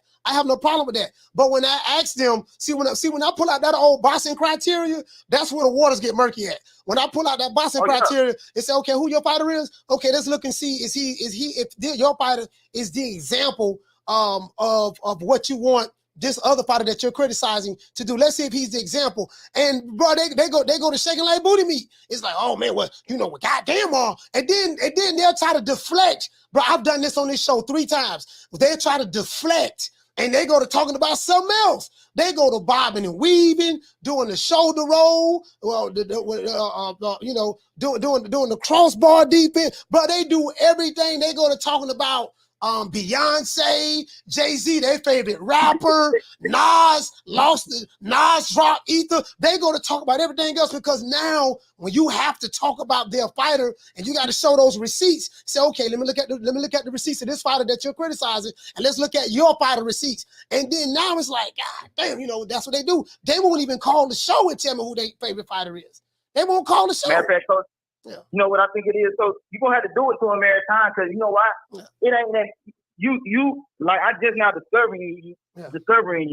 And like I've been watching YouTube boxing shows for a long time, bro. And ever since I came across your channel, I don't even turn them other ones on. Like I didn't like none of them niggas you be dissing before you even diss them. Like but I had to watch them because that was all the boxing content. Like you can't watch it on ESPN. No, bro. you gotta So watch now. Watch everybody. Don't just watch me. Just watch everybody. No. I watch other people. Because I know you only one man, and I watch. Boxing is like the only sport I watch, so I gotta watch the coverage. Cause I mean, that's what I'm gonna watch. But like a show like yours, you're gonna get a lot of them. Like you're gonna have to keep schooling people over and over because like you the only one schooling people. You see what I'm saying? So. Like, it's some more. I'm basically saying you're going to have to let them have it, Coach. You're going to have to let them have it again, Coach. Yeah. I ain't think you was going to have to, but you're going to have to let them have it again, Coach. Yeah, I'm going to have to. Hey, man, shout out to Casino Life Prayers, man. ATL, stand up, man. Salute, fam. Shout out to my brother, man. Hey, my brother, look here. Shout out to Jaime. Shout out to Jaime Rivera. Hey, okay. I'm dropping out $2 cash app on your boy. He said salute, Coach, to you in the chat. Yeah, salute to Jaime Rivera. Shout out to William. Hey, okay. For dropping that half for bam, hundo on your boy. Cash out. Hey, okay. Hey, Leroy. Super chat received. Playtime's over, boy. He said, salute, Coach, man. Thank you for all that you do, man. I really appreciate you. Yeah, I appreciate you too, William, man. Salute, fam. Yeah, I appreciate that half a hundo. Cash out. Hey, look here, man. But you guys get what I'm saying, though? It's like, this shit be, I'm like, this shit be too easy. Bro, they won't even, bro, listen, tell me who you face. This all I ask. Can you give me an example? Can you give me an example of who the fighter is? Because now, ask me that question. I can give you an example. Alexander Usyk. I look at Usyk. I look at fighters who have won titles in multiple weight divisions. I look at how many top 10 fighters, these fighters who won in multiple weight divisions, how many top 10 fighters they beat, how many times they defended their title. Some fighters knock out everybody they got in the ring with? You know what I mean? Top 10 guys or whatever the case may be. Did you defend your title against all your mandatories? You get what I'm saying? Like Marvin Hagler, Carlos Monzon, Larry Holmes, Sugar Ray Robinson, what's the man name? The Great Salvador, RIP to the Great Salvador Sanchez. Did you fight tough guys like Ron Lyle or Ernie Savers? Or you get what I'm saying? Like I look at all of that. I do know that in this era, some of the boxing fans and some of the fighters are different. Some of these guys, they're not cut from that cloth. You guys get what I'm saying? Some of these guys, they're not cut from that cloth. A New Way is another one that I would look at as an example. I think the problem is it's subjective to the individual who you look at. Again, some of these guys, they don't have a boxing criteria. So when you don't have a boxing criteria, your criteria is, I love this fighter. I hate that fighter over there. I don't like him. So when you don't like a fighter, you dismiss he's a 3-4 division world champion. You dismiss, oh, he was undisputed. He ain't fought nobody. You dismiss, oh, he knocked out everybody in his since he moved up to his 3rd or 4th weight division. He don't knock out everybody he got in the ring with. You dismiss all of that while praising your favorite fighter when he haven't done a third of what that guy did. And you build channels, you build your whole channel just hating on the motherfuckers who have done greater things. And this is what I say. These guys don't have a boxing criteria. They praise, and I say this time and time again, they praise the fighters who do the least. And they shit on the fighters who do the most. This is the era that we're living in. I'm just being honest. True.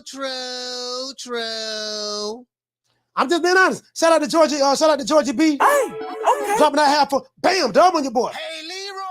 Super chat received. Playtime's over, boy. He said they're gonna be trouble. Now walk it off. He said, "Great show, coach." Yeah, I'm just saying, fam. That's what I see. From the bar, there's a platform stage. People pimping, sharp as razor blades. You know, it's just that, I've never seen anything like, I don't know any competition that you compete in to where you can be crowned the best in anything without having to fight the best in your field. It just doesn't work that way. Who you think he is? DJ Quick? No, huh? no, I ain't saying Kid that. Capri? I didn't say Huh? that. Oh, you must be Jimmy Walker. Blue, you ain't nothing. You don't deserve nothing. You don't get nothing. You get what I give you. I got a contract between me and you that say you do what I tell you to do. Therefore, shut the fuck. Don't say nothing. Don't speak to me. Don't look at me. I tell you something. Money, I just said. Blue, if I raise up, gonna be trouble. I'm walking off. Yeah, hey, hold on, guys. Carlin, what's your name? Where you calling from? Hey, what's up, Coach? Quentin Gilly out of Baltimore. Quinn out of Baltimore. Talk to me, fam. All right, Coach, who did Canelo vacate his belt to the first time? I don't even remember, fam. But it is true. What weight division that was? Was that junior middleweight or middleweight? I think it was middleweight. He said, who did he vacate? Well, which belt it was, fam? No. Well, basically, what I'm saying is, like, who did he duck to, vacate those titles in order to duck what fighter? Okay, basically, what I'm saying is, yeah, go ahead. No, I was going to answer your question. I was going to answer your question. So, so from what I've been hearing, from what I learned, Canelo dropped the WBC belt. He got elevated to the French fries belt. I call it a franchise French fries belt. He got elevated to the French fries belt. Jamal Charlo got elevated from the WBC intern champion to the full WBC champion. So the same thing that they say that happened with Devin Haney, when they say, well, he's an email champ. He didn't even win his title in the ring. That's the same thing that happened to Jamal Charlo. You know what I mean? Exactly. That's the same thing. Roman didn't want the smoke. Roman didn't want the smoke, and Haney got those up. So what I'm saying to these Canelo fans is, what they're saying, the problem with Canelo fighting John Ryder is that he picks and chooses which mandatory he wants to fight. That's the only thing. Like, you're right. Fight the Mandos. But when history tells that you pick and chose which Mandos you wanted to go against, that's saying something. Now, to the other side, what you were saying, you know what I'm saying? Now you say, like, the criteria, like, don't be a hypocrite, commandments, all of that. You know what I'm saying? Now I can say, like it or love it, hate it, Cambozo. He knew he wasn't gonna beat Devin Haney. That's why he didn't come on Australia, take 80-20, 90-10. You know what I mean? All of that. But he did it. He fought his man though. He didn't drop and go to 140, nothing like that. You know what? I don't even think Cambozo's. I don't think Devin Haney was a mandatory.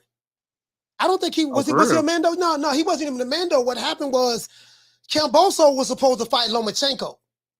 Lomachenko was supposed to have been the one, but what happened was Lomachenko said he's going to stay. He's going to stay over there in Ukraine. So he stayed in the Ukraine. Right.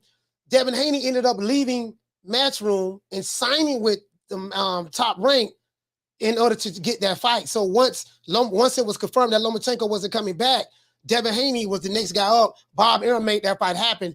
And this is what happened. I think they came to Devin Haney with a contract that was so outrageous that they didn't think he would take it, and he took it. Because I remember a lot of those guys quitting from other boxing channels. They were saying that Devin Haney took a slave contract and this and that. Right. But that's how bad he wanted that fight. So he took less money. I come to Australia. He did this and did that, and he fought the guy. And they put a rematch clause in there just in case they lose, which every champion does that, or every top guy. Cambozo was the top guy at that time because of the position that he held on the chessboard. So what he did was, we're going to put a rematch clause just in case I lose. He lost. He's going to have to come back over here. Devin agreed to it, and now he's the guy with the belts. And you get what I'm saying? So that yeah. I ain't vacating Jack. I want to stay tournament last year. Now my cousin wants to switch up the location. Now we got to go out to Jersey. I'm going out to Jersey because I won last year. I don't know why. What was the explanation? What was the explanation for why Canelo? Like, what happened? What happened with that? What was the explanation for why Canelo? He was the WBC champion in the middleweight division. What was the explanation for why he gave the belt up? Why he was elevated to the franchise belt? I called it the French fries. He didn't want to fight somebody. He didn't want to smoke, and he probably would have made more money. And you know what I mean. So the French fries allowed him to do that. You duck the smoke, and you get more money. You know what I'm saying? So I think he ducked. Did he duck Benavidez to fight Triple G? Was it that one? Nah. I think no. Canelo fought Triple G, and Canelo fought Daniel Jacobs in the middleweight division, if I'm not mistaken. He fought Triple G twice, and he fought Daniel Jacobs. He didn't fight Canelo. Well, he didn't fight Charlo, and he didn't fight Andrade. I think that was in the. If I remember correctly, I think that was a middleweight division. If I'm not mistaken, junior middleweight or middleweight. But but he ended up fighting Daniel Jacobs, and he fought Triple G. So my thing is, all right. He didn't fight those. He didn't fight. If Jamal Charlo was the mandatory, Canelo should have fought him if he was the mandatory. Yes. And again, pick and choose. For me, so what you're saying is that hypocrisy comes when you don't have a problem with Canelo fighting his mandatory. Well, the problem that you have is it seems that Canelo picks and chooses when he wants to fight a mandatory, depending on the threat level. Is that what you're saying? Yep. It's just like the truth bomb you dropped yesterday on Tank. You know, like you say belts don't matter, but you're carrying that, that belt around, like it's a real thing. Final answer, Coach. All right, man. Shout out to Quentin for being more salute for you. You made your piece, man. Anybody want to call in and come back? Anybody want to call in and come back what Quentin just said? Anybody want to call in and come back come back what my brother just said? Call in, what's your name? Where you calling from? My name is Devontae from Pennsylvania. Devontae from Pennsylvania, talk to me. Hey, I was just commenting what the guy said. The last caller said he ducked Charlo and all this. He was elevated to franchise champion because he was trying to make the unification with Andre. Yeah. He would forget that Sergey Devianchenko was also his mandatory, and he wouldn't take step aside because he was Lou DiBella, He wouldn't take step aside money or whatever. So Canelo said he decided to move up. I think Golden Boy was also, he had no say in who he fought. I think that's why the contract between him and Golden Boy had broke up because of that. He tried to go for an undisputed middleweight. But like I said, Lou DiBella and Sergey Devianchenko, they wouldn't step aside the IBF mandatory. Also, I wanted to say with the Oscar situation, Oscar Dela Hoya can't really talk about legacy as far as, his fighters, because all of them were mandatories and duck champions. And then, I like Virgil Ortiz, but he didn't fight Terrence Crawford. He went the WBA route. Yeah, that's true. Ryan Garcia, you was Devin Haney's mandatory. You went the other way. You didn't fight Devin Haney after you beat Luke Campbell, who was also a UK fighter. Jaime Munguia, you didn't fight Andre. You was his mandatory. Yeah. You didn't fight.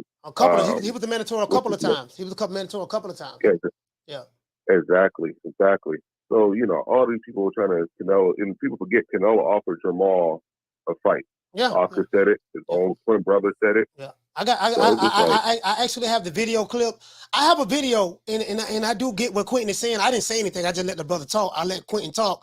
But I do have a video where Jamel Charlo said, I never turned down Canelo. I never turned down a Canelo fight. He said, man, y'all got the wrong Charlo. So Jamel Charlo admitted that his brother turned down the Canelo fight. He was offered the Canelo fight. He had an opportunity to fight him, and he turned it down.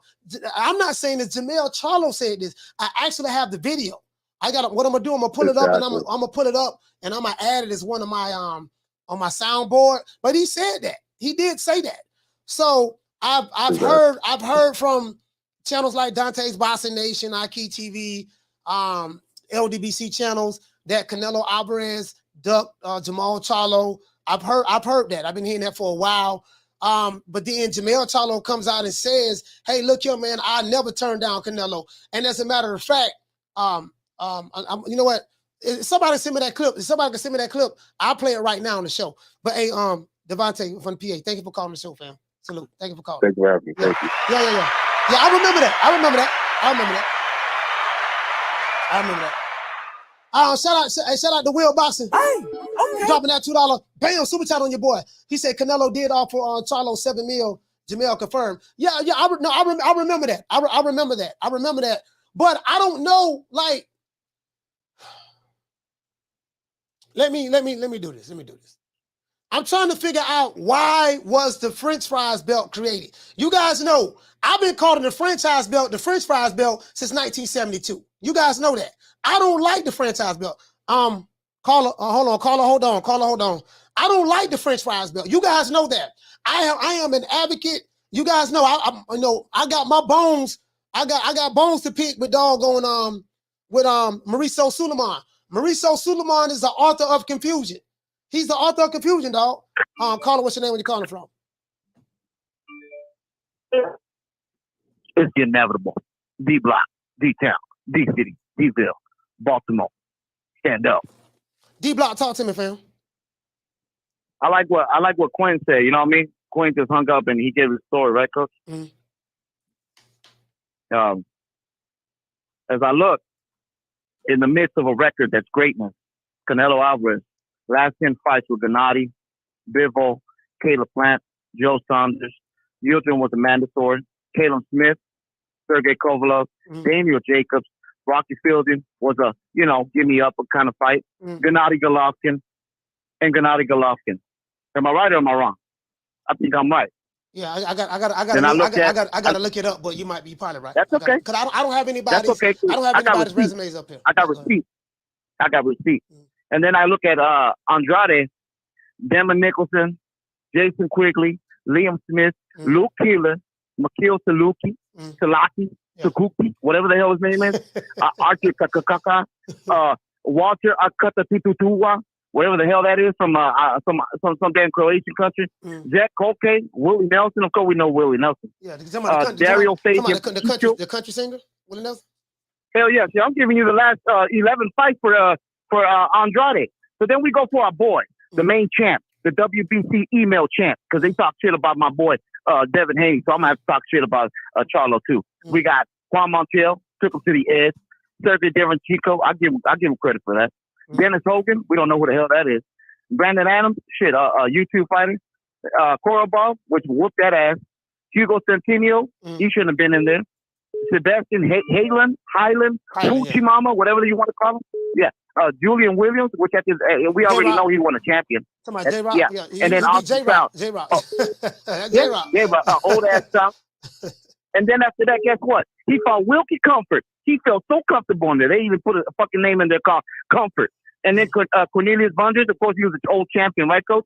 Yeah. He was, am I right or am I wrong? Yeah, Cornelius Bundridge is the same height I am, 5'6". I'm giving you. He was 154 pounds and he was 42 years old, 42 or 43 at the time. Yeah. When we come to this show, you gotta bring your receipts and you gotta bring facts. You gotta know what the hell you're talking about. Don't just open your mouth and just say, "Oh, homeboy ain't fought nobody." And guess what? For all your Benavidez ass fans, I'm gonna tell y'all something. This is the main hater for Benavidez and Tank Davis. Okay, I ain't gonna bring no Tank Davis today. I probably did right now. My bad, but not really. All right, Caleb Plant, about damn time. Lemieux, Kyron Davis, Ronald Ellis, Roman Alexis Angulo, Anthony Durrell. Come on, man. I know Anthony Durrell was a hell of a fighter back in the day with Andre Ward. Davion Love, Gabriel. I'm telling you, Coach, how can you come at my boy that has a resume, a Hall of Fame, and then a minted statue that's going to be made right outside his town?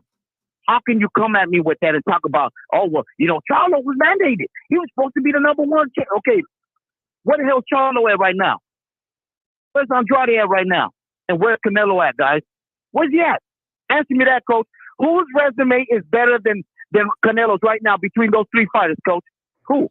Ain't neither one of those. Ain't neither None one of of those them. guys got a resume better than Canelo. I don't think Okay. I don't think no one can even argue that. To be honest with you.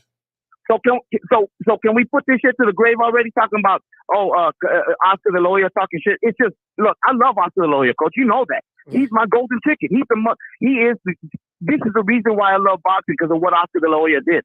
Oscar Dela Hoya is just jealous because he doesn't have Canelo money going with him. All right, that's all it is. But it's okay. That's what happens when you break up with your girlfriend. You know what I mean? She's always gonna be jealous of you. You know, find another woman. Oh, I look better than her. But that's all I gotta say, coach. When they come at you, coach, tell them to come with facts. D Block, D Town, D City, D-Ville, Baltimore. Stand up. I just want to see everybody's argument on it. I think 42 years old at the time. I'm going to answer this right quick. Well, he was either 42 or 43. Shout out to Dizzy GMC. Dropping that half a bam, dub on your boy. Hey, Leroy. Super chat received. Playtime's over, boy. Dizzy, what you say, fam? You say Charlo said that Canelo not fighting him was a business move. He only says that because that's what they wanted him to say when we all knew he was ducking. Okay. I got, you know what? Hey, Dizzy, I had a bunch of sound bites on my board, right? But what happened, because I uploaded some other stuff, I had to remove them out of the way. I'm gonna have to put some of those sound bites on there, you know what I mean? And drop those videos on there as well. Because we got to get the videos. Let me get the super chats out the way. Shout out to Will. Hey, okay. Dropping that quarter of a bam, dub on your boy. Hey, Leroy. Super chat received. Playtime's over, boy.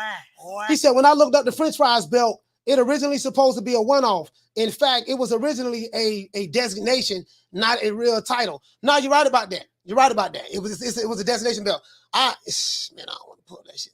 Man, I do not want to go through this today, man. Hey, because I don't been through this a lot, Will. I have it bookmarked. The history of the franchise belt. I have it bookmarked, fam. Call him what's your name when you're calling from. Call him what's your name when you're calling from. Going once, going twice, gone. All right. Whoever call back, I guess you're having issues or whatever with your phone. Yeah, you get what I'm saying? So yeah, I actually have it bookmarked because we did an entire show on it. Cause they had a goddamn civil war in the chat. Motherfucker was calling in, threatening, talking about pulling up. You know, it was a whole lot going on. but I have it saved. I have it saved. Down from the bar, there's a platform stage. People pimping, sharp as razor blades. Caller, what's your name? Where you calling from? Yo, this is Dan calling from New York. Dan from New York, talk to me. Yo, so in reference to the previous caller, and I get it, Canelo's career is solidified, it's good. Like he fought a lot of world champions, but going back to the Andre situation, right? Weren't they on the same network at one point? Yeah, they were. Or the same promotion? They were. Canelo, I mean, as a matter of fact, Demetrius Andre tried to fight, and this is what a lot of Canelo fans don't like to talk about, but it is the truth. From what I've learned, Demetrius Andre did try to fight Canelo. Canelo said he has a horrible style, and he did try to fight Demetrius. He did try to fight Triple G. Triple G didn't want to fight him. Those two guys, for whatever the reason may be, I don't know what the reason is. The fact of the matter is, they did not want to fight him, and that's the truth. Right. So from that sense, like, and I understand people feel the way they feel about him, but like you can't rag on a man's career or his resume when he actually stepped to these dudes between in the ring and in press conferences saying, "Yo, let's fight, let's get it on, you know, let's do this." And they say, "Nah, we just don't like your style." Is that code word for saying, "I don't think I'm gonna win the fight against you"? Like, let's keep it real, right? What say you about that? Yeah, I mean, the fact, I'm not going to lie to you, man. Demetrius Andre really, really intrigues me because I get it. I'm not even going to lie, dog. Like, he seems like a nice guy. He gives very good interviews. For whatever the reason may be, there's a lot of people that don't like him. He's not, he doesn't get in trouble. He doesn't, go to jail. He doesn't do any of these things. And people say his resume is trash. fine. I can. Everybody, no one is above reproach when you can poke holes in anyone's resume. But my question is this: if the man is trying to fight the top guys in his weight division, and the top guys, for whatever the reason may be, don't want to fight him, refuse to fight him. They say he has a boring style. They say his baby mama ain't pretty enough. They say his uncle don't know how to do on electric slide. They say his sister got a, she's not cockeyed in her right eye like she's supposed to. Whatever the reason may be, how do you punish a guy for trying to make the fights with the top guys in one breath while ignoring the fact that the other top guys refuse to fight him?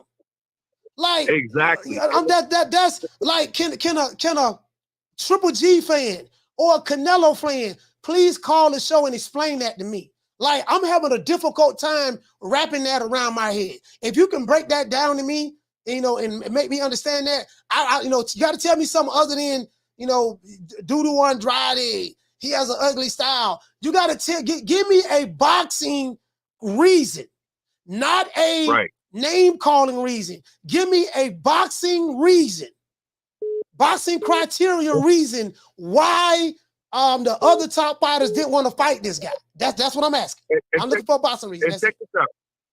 And check this out. One more thing too. Like, and it's not like it's not gonna give views, right? Every time Demetrius Andrade does something or says something, his detractors are watching him. They're this dude right here, Yodaholic said that Canelo petitioned the IBF to fight Andrade and he was denied. I don't believe that. Like, you mean to tell me that the cash cow of boxing, right? He said, "Come on, coach, you got the receipts." Yeah, I don't have the receipts on that, film. You can send it to me. I don't have the receipts either. But let's be real. Canelo gets whatever he wants, right? Isn't he the face of boxing, right? You mean to tell me that the IBF was like, no? The amount of sanctioning fees he brings in for them? You mean to tell me that they were like, well, they say they say Tank is the face of boxing now. So I'm calling. How they say that? They say, you know what I'm saying? Like, come on, let's keep it real. But nobody wants to do that because everybody wants to jump in front of Canelo and protect him. And I get it because they love him, but let's just keep it 100 right now. Like, he calls the shots. He calls all the shots, right? So for y'all to sit there and be like, oh, the IBF said that he couldn't do. Nah, man. That's a full cap right there. But that's my call, man. Appreciate it. All right, Don, salute, fam. Thank you for Dan from New York calling. Dude say Canelo petition. They say Canelo petition the IBF to fight Demetrius Andrade. All right, let's see. Can we pull it up?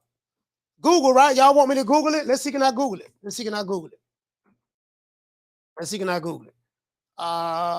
Canelo Alvarez petitions IBF. Can I Google that? Oh, sorry, I've got a call right here.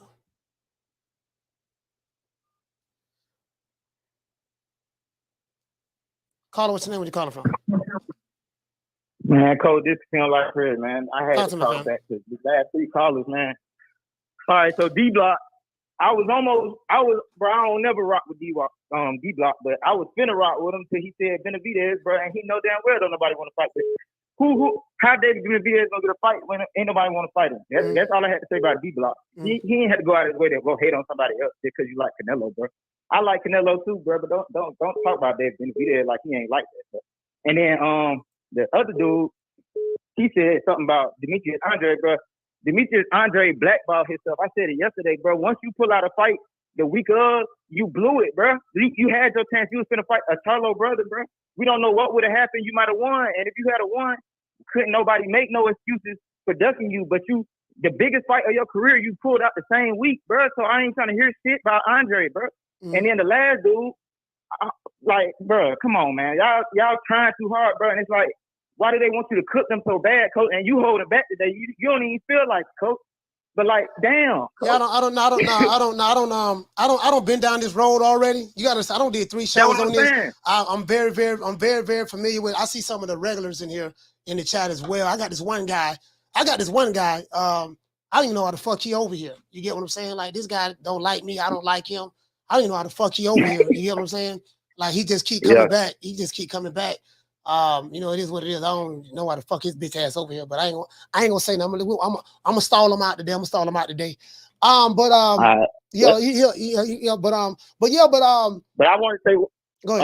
get off. I'm working too, but I wanted to shout out D Block, man. Quit hating, bro. You know what I'm saying? D Block, quit hating, bro. You funny as hell, but quit hating, bro. You ain't gotta do that, because when you hate, bro, you take away from who you trying to uplift. And then another shout out, I wanted to shout out the shawty from Tampa who shouted me out. I wanted to just shout. I heard you. I ain't never acknowledged that I heard you, but I appreciate. She from Florida. She from Duval. She from Jacksonville. But yeah, I appreciate you, fam. Okay, shout out to her. All right. But yeah, shout out, man. Shout out to my brother, man. Casino Life Friends. All right, I pulled up 2 articles right here. Let me pull them up. Matter of fact, let's get the super chats out the way, because I don't want nobody to forget these super chats. Shout out to Jaime. Hey, okay. David Benavidez dropping that $2. Bam, super chat on your boy. He said, IBF rejected the fight because it was short notice. I just found the article, Jaime. I'm going to read it right now.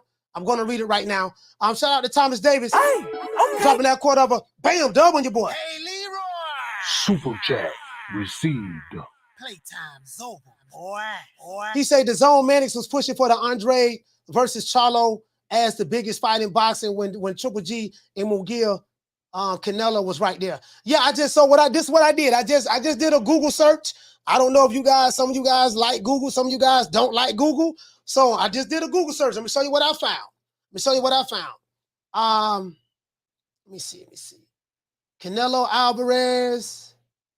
That's WBO. All right, this is what I found. Let me show y'all what I got. Hold on.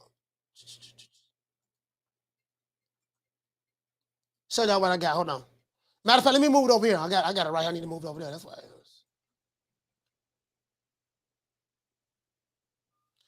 I'm like Sunshine Innocent. I don't heard it all before. I've been on the road 1,000 times. Caller, what's your name? Where you calling from?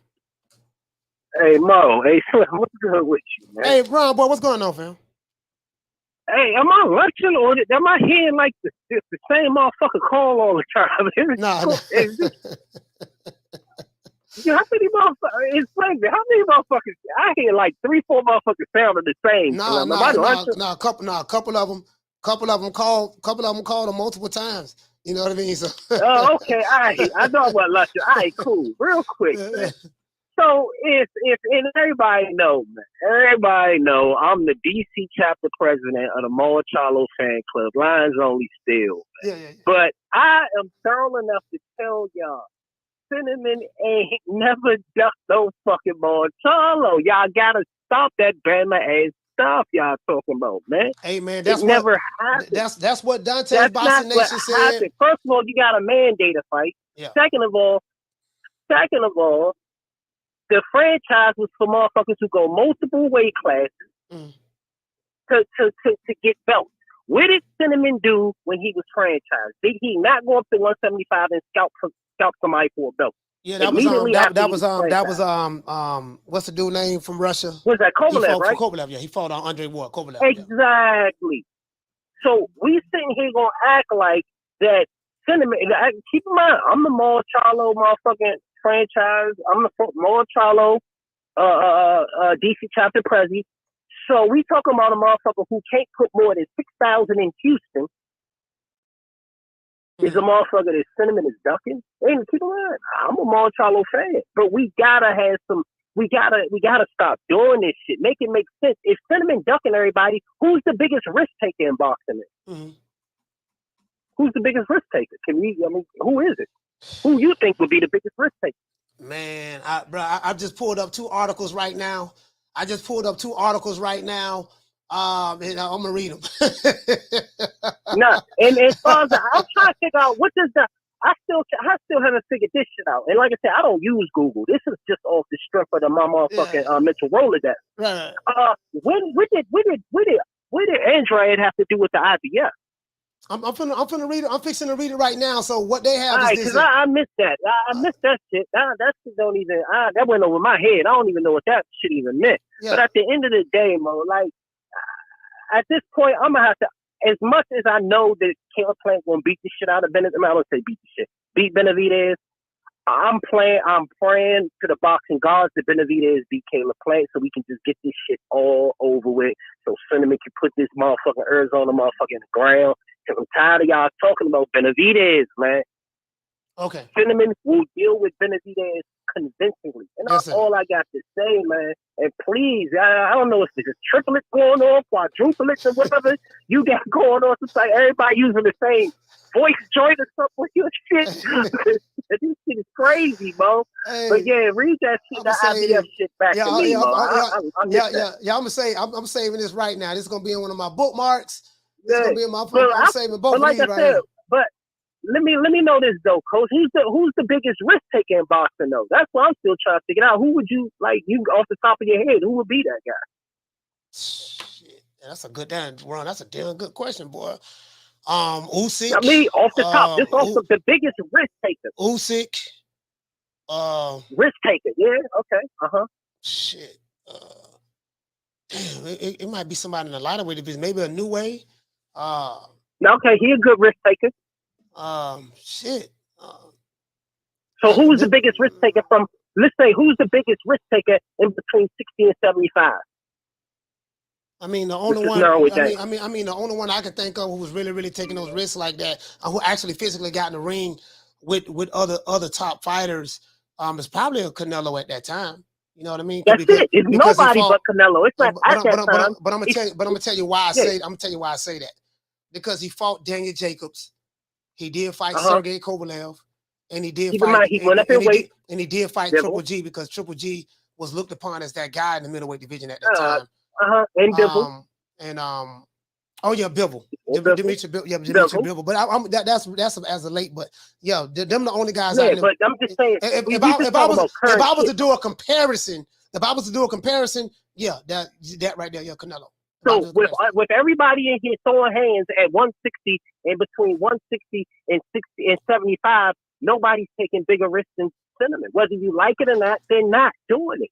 Nobody's fighting. Nobody's clearing out of the division in 11 months. Nobody's running up fighting the number 1 or the number 2 motherfucker in the division in Bivol. Yeah. If y'all have a problem with Cinnamon doing it, why aren't y'all having y'all favorite boxer do this shit? Yeah, I mean, again, Ron, you don't see these shows I've done. I've done this shit multiple times. This shit is, but I always keep it 100. Yeah, this shit is exhausting. Like, man, it's the most craziest shit. I don't been down this road a million times. Shit to me. And it's a circular argument. It's a circular argument. It's just wild, Mo. Let me read this article, Ron Boy. Hey, shout out to Ron Boy Fresh from DC. Salute, fam. Yeah. Read this article. So, this is what they're talking about. Marquis, this is what they're talking about, Marquis. Let me show you this shit. This is what they're talking about, Marquis. Hold on. Oh, you know what? I got to move it over here. Let me move it over here. Move that one. And let me move that one. So they're talking about the IBF, right? So they're saying that Canelo was going to get, as a matter of fact, what I do that with the chat?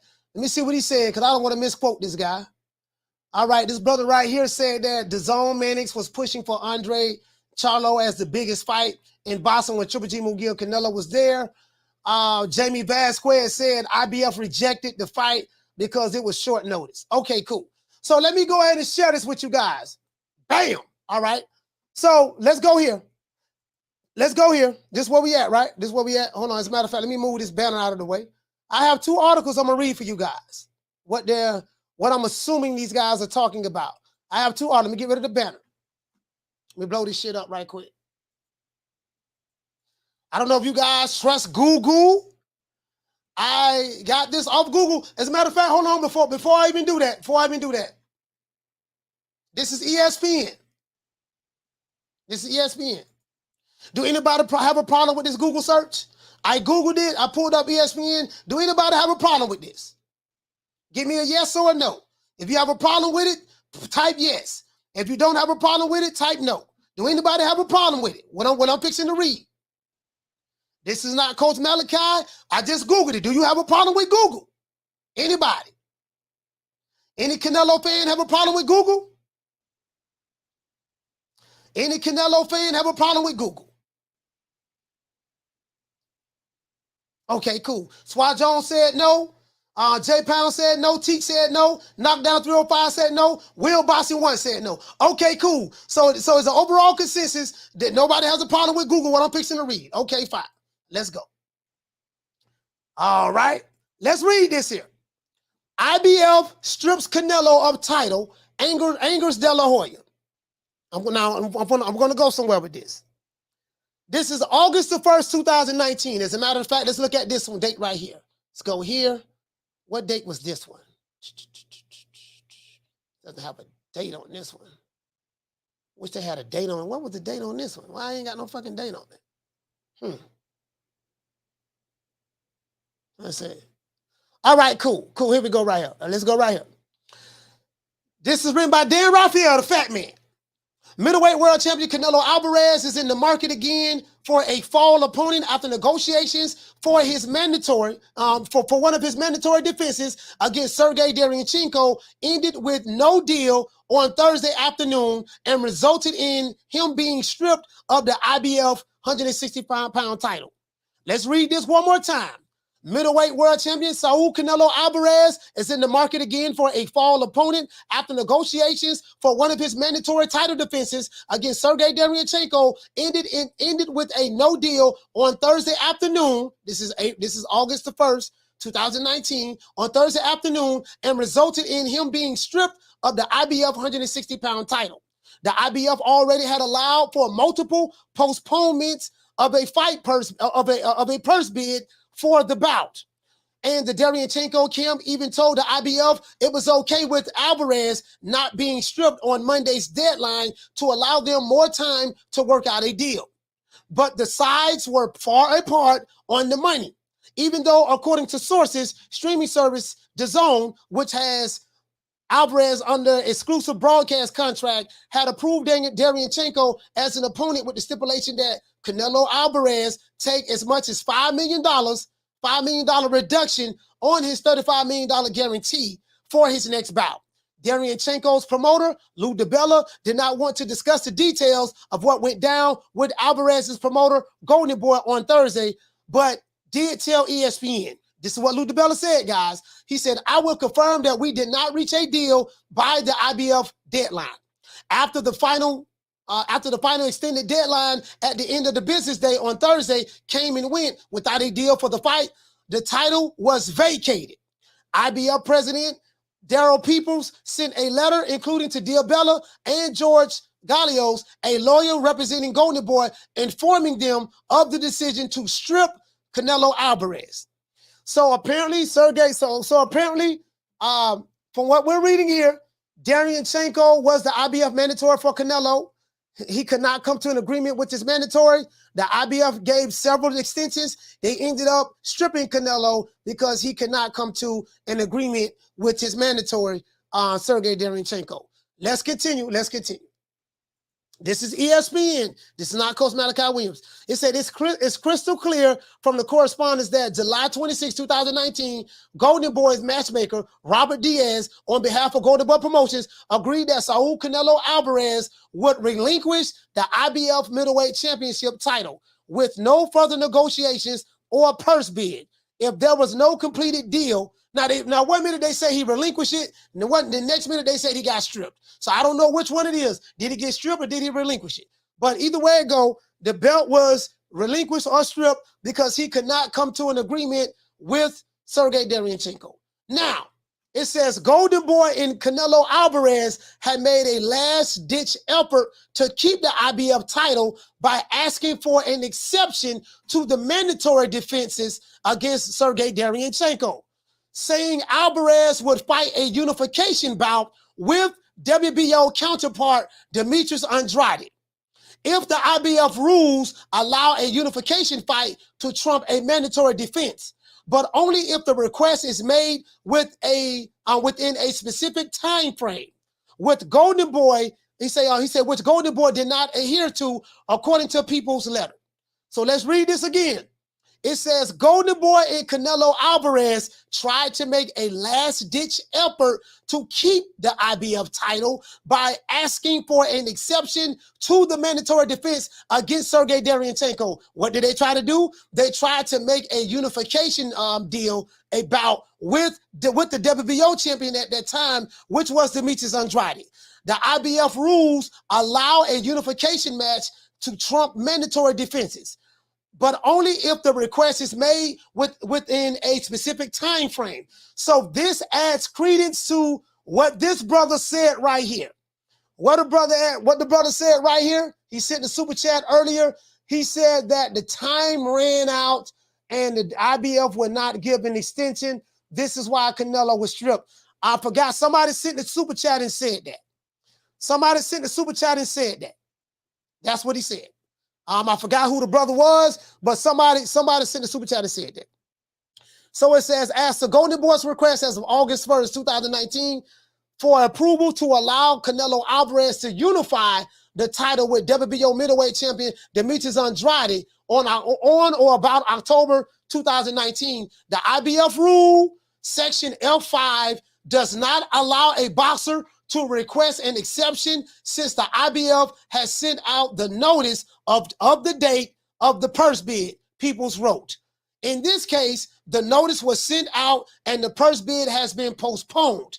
In addition, the boxers who were involved in the purse bid are not permitted to take any intervening bouts, and if the champion does not take an intervening bout, he will forfeit the title, pursuant to Rule F.56, whatever the case may be. For foregoing reasons, the IBF hereby declared the middleweight title vacant. So according to what this article said, that's why I asked you guys, will you guys accept what Google says? This is ESPN. Let's move on to the next article. This is by The Score. Canelo stripped of the IBF title, reportedly in talks for Andrade unification bout. Let's read this again, guys. Again, I asked you guys, do you have a problem with what I find on Google? A lot of you guys said no. I'm going to say this again. I asked you guys, would you have a problem with what I find on Google? You guys said no. Let me go back and read this again. This is another article. Canelo Alvarez is stripped of the IBF title, reportedly in talks for Andrade's unification bout. Middleweight world champion Saul Canelo Alvarez has been stripped of his IBF title. Why was Canelo stripped? He was stripped because after he was unable to come to terms with his mandatory challenger, Sergey Derevyanchenko. Let me stop right there. The duty of a champion is to defend his title against his mandatories and unify the division. If you are a champion and you refuse to fight your mandatory, you will get stripped. This is what happens. Or you can't come to a deal, this is what happens. I just want to run that by you guys. It says right here, Dan Raphael, right? It said middleweight world champion has been stripped, Canelo Alvarez, because of his failure to come to an agreement with his mandatory Sergey Derevyanchenko. The two parties had until 3 p.m. Eastern on Thursday to strike a deal, but they failed in order to make the deal due to a disagreement over money. Now, instead, the Mexican is in serious talks with two middleweight unification bout with Demetrius Andrade. So my question I have for you guys is this. Y'all ready? If Canelo Alvarez ducked Demetrius Andrade, can anyone explain to me, anyone, please call in the show. How long we been on the show? We're going to be on the show for another 15 minutes.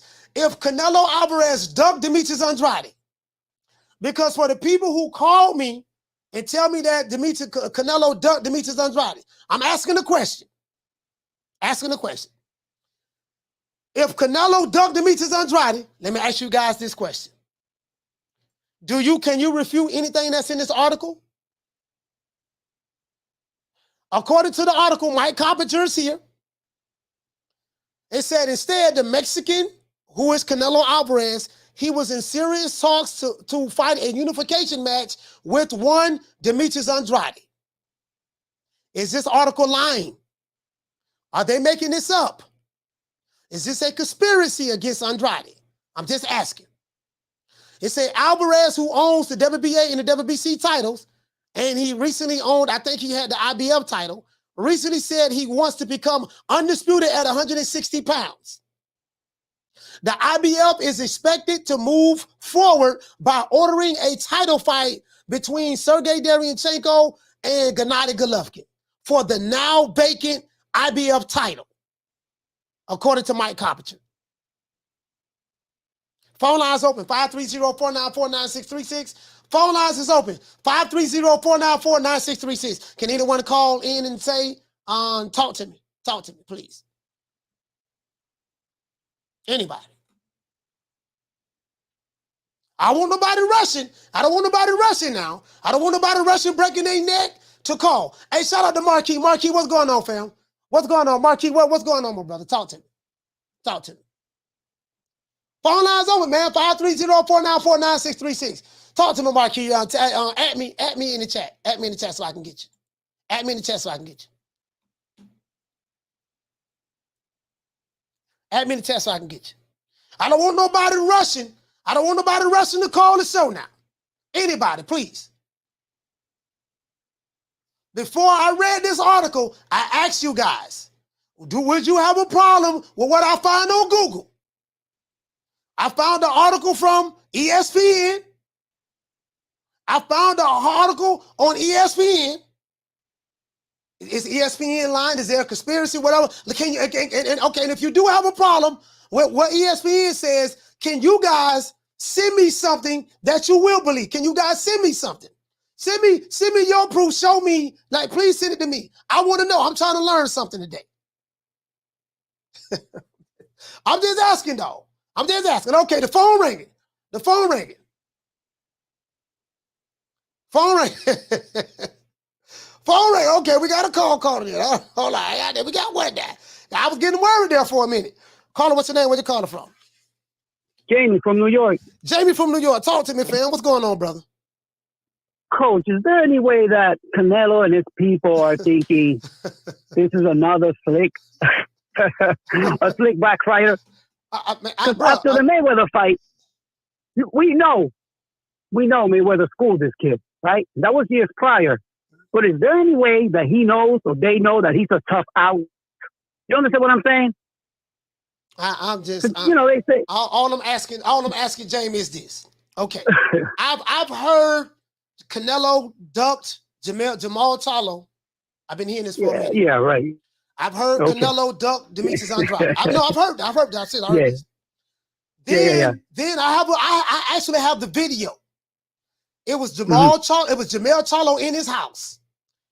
He was in his sauna or training facility in his house, and this is when him and Jamal Charlo were beefing on the line, beefing on the phone. That's right. And I remember. People always confused Jamel Charlo for Jamal Charlo, and Canelo fans were saying, you turned down the Canelo fight. And Jamel Charlo saying, I never turned down the Canelo fight. Y'all got me confused with my brother. Y'all got the wrong Charlo. I never turned down the Canelo fight. This is what Jamel Charlo said. I have the receipt, dog. Yes, sir. I swear to God, I have the receipt. I know. I had a receipt. I hear you, brother. I've seen it, man. Then I hear you, man. Now I'm hearing that Canelo ducked Demetrius Andrade. So before I Googled it and looked it up, I asked the people in the chat, would you have a problem with the information I find on Google? Because some people say, oh, that's Google, man. You can't believe that you find on Google. You pulled up an ESPN article, but you found it on Google. That don't mean anything. You pulled up another article that you found on Google. That don't mean anything. And they quoted sources from Dan Raphael, and they quoted Mike Coppinger. Nobody said they had a problem with it. So I'm asking, do you have a problem with what I found? That's all I'm asking. I ain't got but a I ain't got but a GED now. I ain't got but a GED, my brother. But I have a master's degree in common sense. Do anybody have a problem with what we found? That's all I'm asking. Me too, brother. But coach, man, that's what I'm thinking, man. After that big Super Mayweather, he don't want to face another slick black fighter, man. Because Andrade, say whatever they want to think of him and say, I'm sure he's a tough out. And to me, that's why he's been avoided. Just like your boy from Florida, Winky Wright. Way, man. Everybody avoided that kid for a reason. Yeah, they did. Yeah, You know? they did that. That is true. Winky Wright. Yeah, man. Everybody loves that kid, man. But that's all I got, Coach. But that's what it is, man. But Canelo has a tougher fight. There's no question about that, man. All right, shout out to He's Jaime, a risk man. taker, man. Shout out to my brother, Thank you, man. sir. Shout out to James from New York. Salute, fam. Yeah, I'm just asking, dog. I'm just asking. Y'all call in. I don't want nobody rushing now. I don't want nobody rushing, tripping over the phone. I don't want nobody rushing, tripping over the phone now. I don't want nobody. Please call in.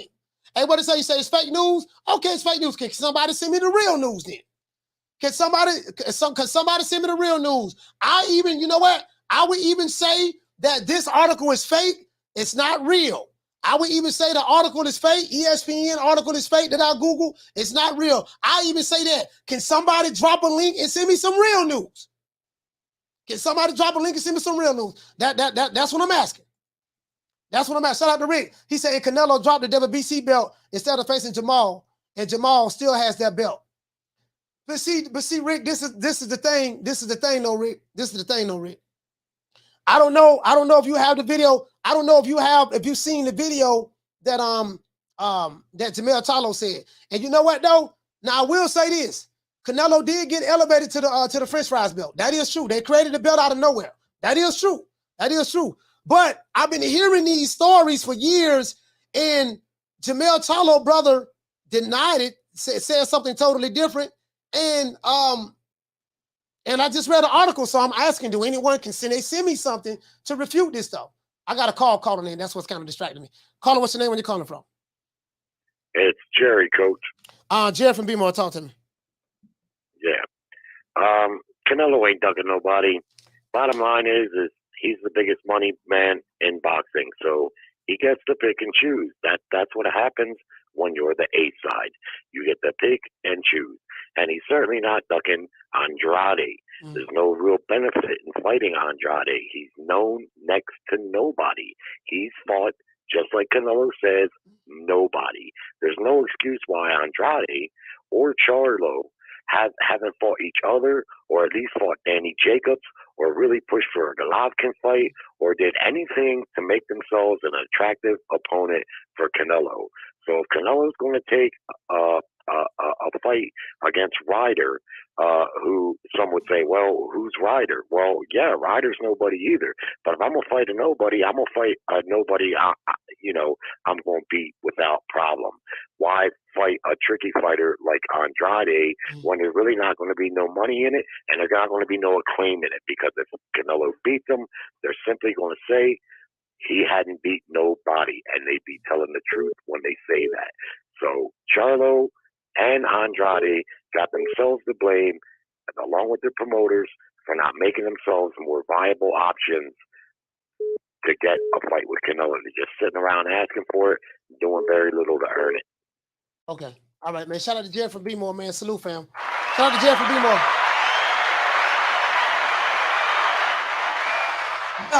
So Marquis said he said what stops Canelo from fighting any boxer? No, he can. Canelo, he's in a position where he can fight anybody he wants.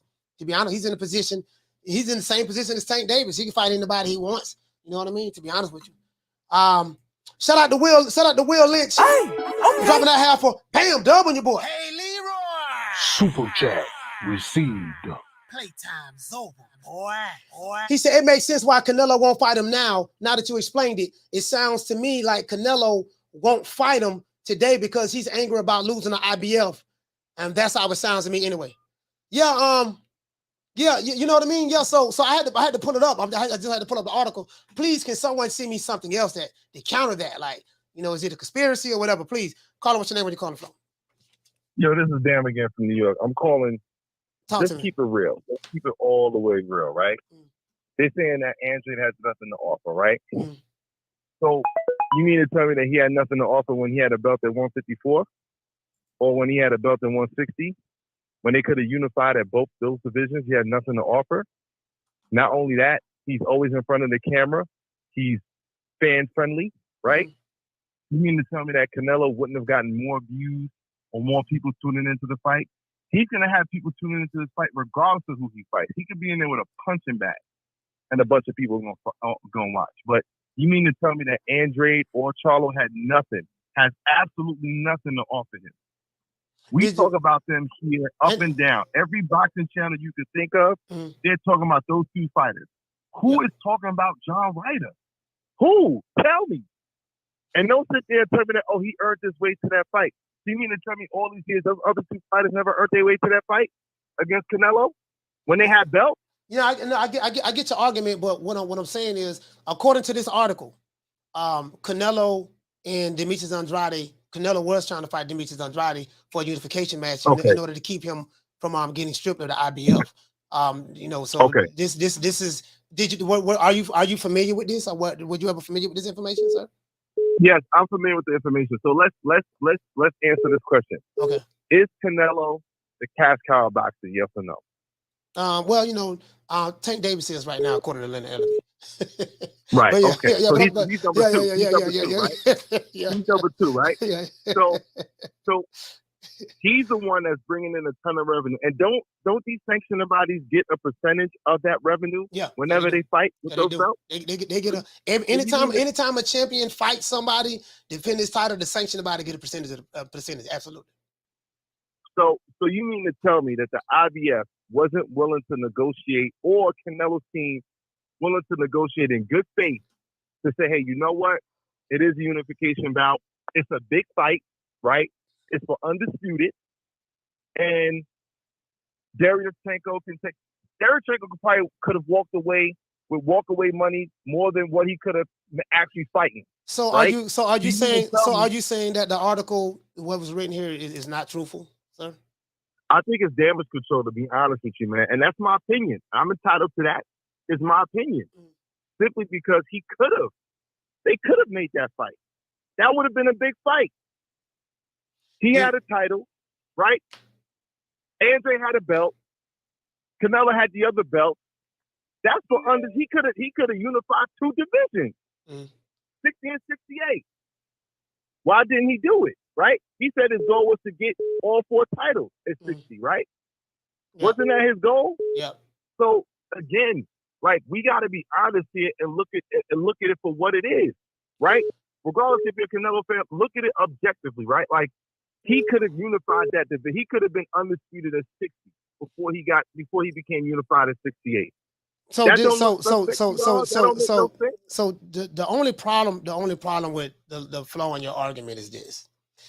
If this article is correct, it says Golden Boy and Alvarez made a last-ditch effort to not lose their IBF belt. Canelo had 3 belts.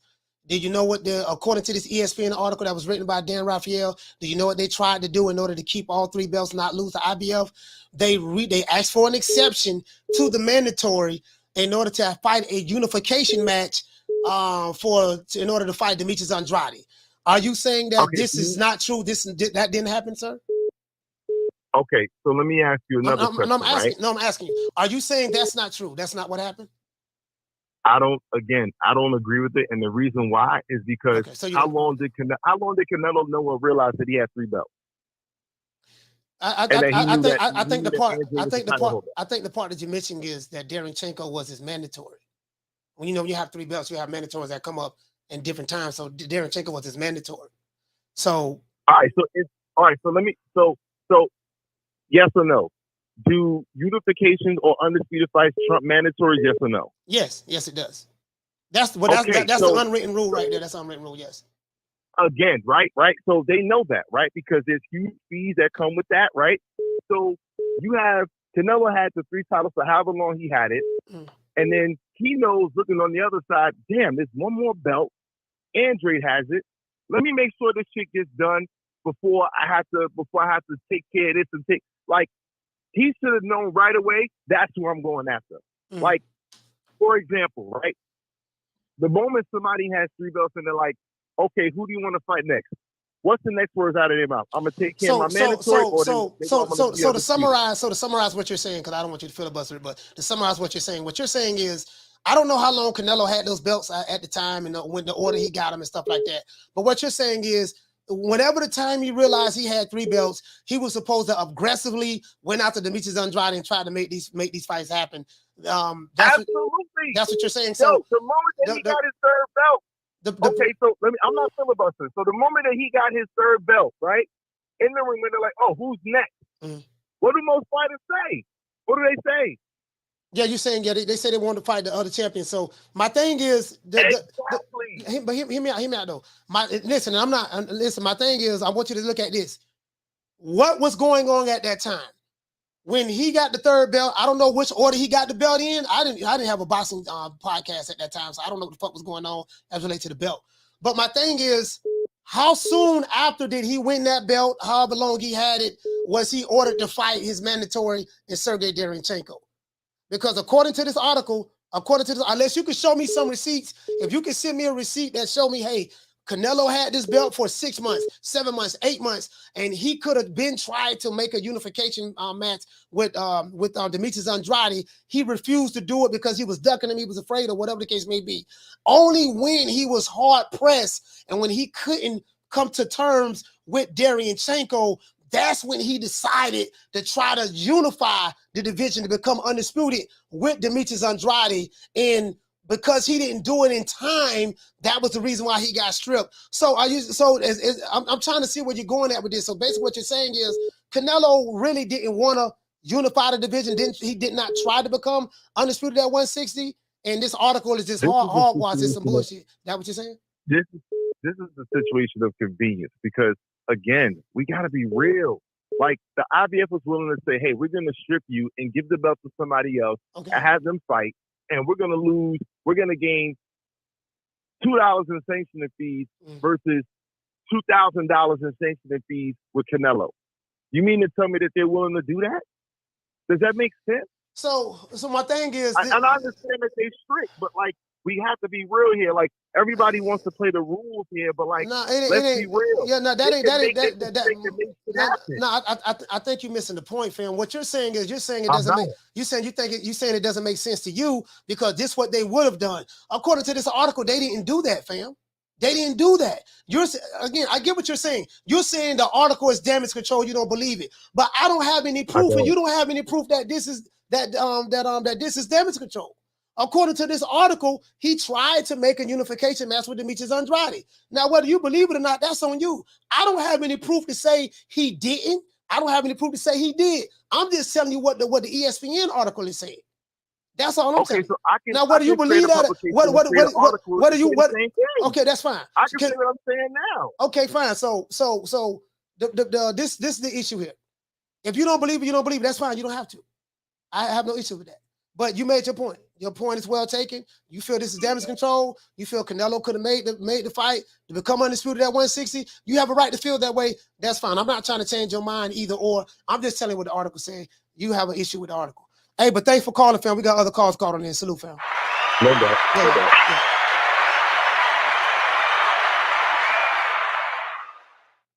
Yeah, the brother has an issue with the article. And again, I want you guys to remember what I said. What did I say before I went on Google? I said, I'm going to Google it. I'm going to look up what I typed in Canelo. What did I type in Google? Let me tell you right now. I typed in, as a matter of fact, I'm going to show y'all so you guys can see it. I'm going to show you guys so you guys can see it. This is what I typed in. Don't nobody thinking I'm bullshit. I typed in right here. I want you to see this here. Canelo Alvarez petitions the IBF. That's what I typed in. The first article came up was an ESPN article. That's what came up. And let's see. CBS article talks about it as well. Bleacher Report talks about it as well, right?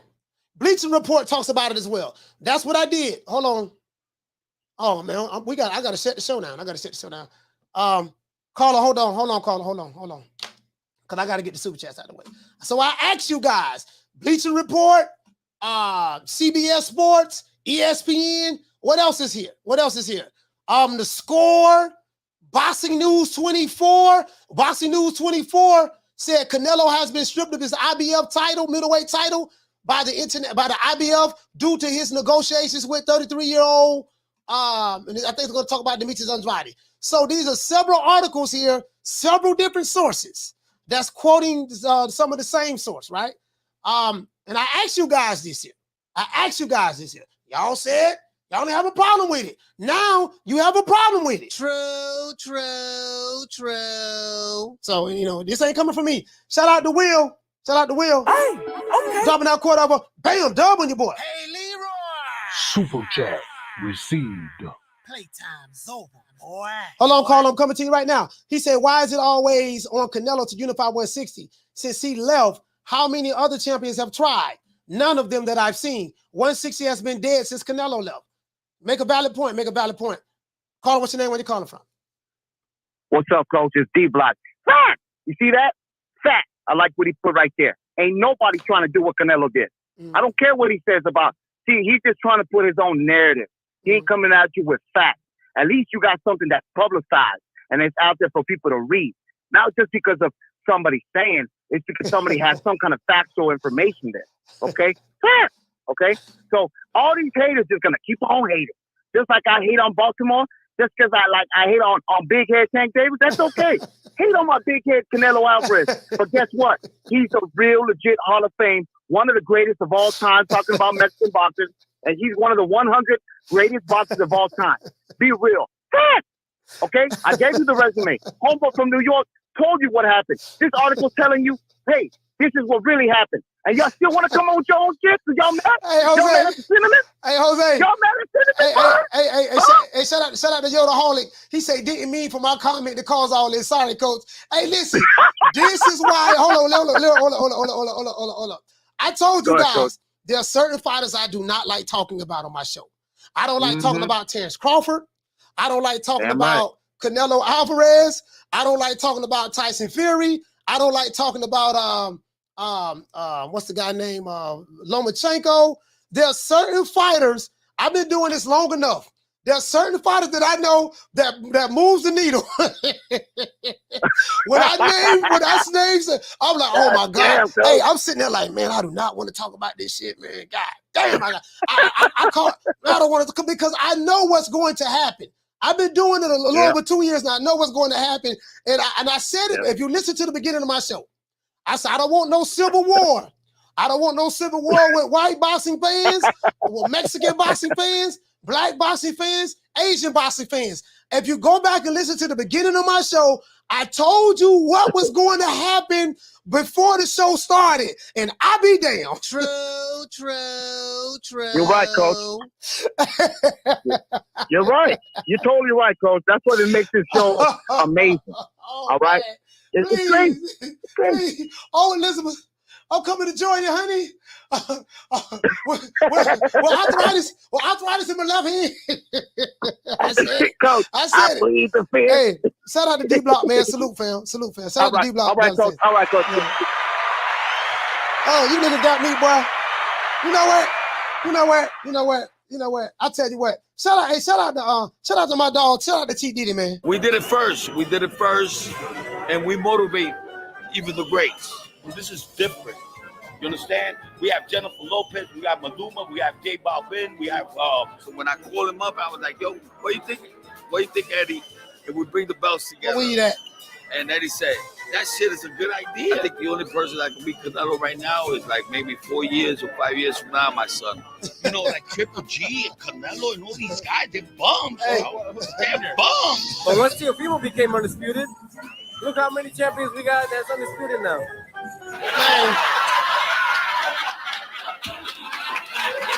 Hey, you know what?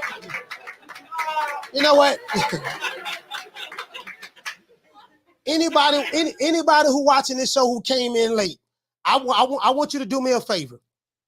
Go back and listen to the first 10 minutes of the show.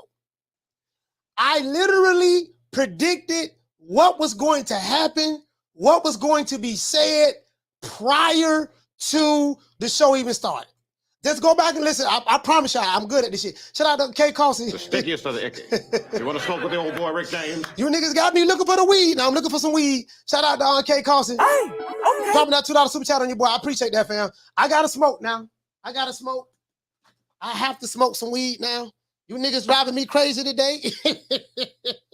Boy, listen, I knew. I said, boy, as soon as I look this shit up, I know what's gonna be said. I knew it. And I asked. So I'm gonna ask again.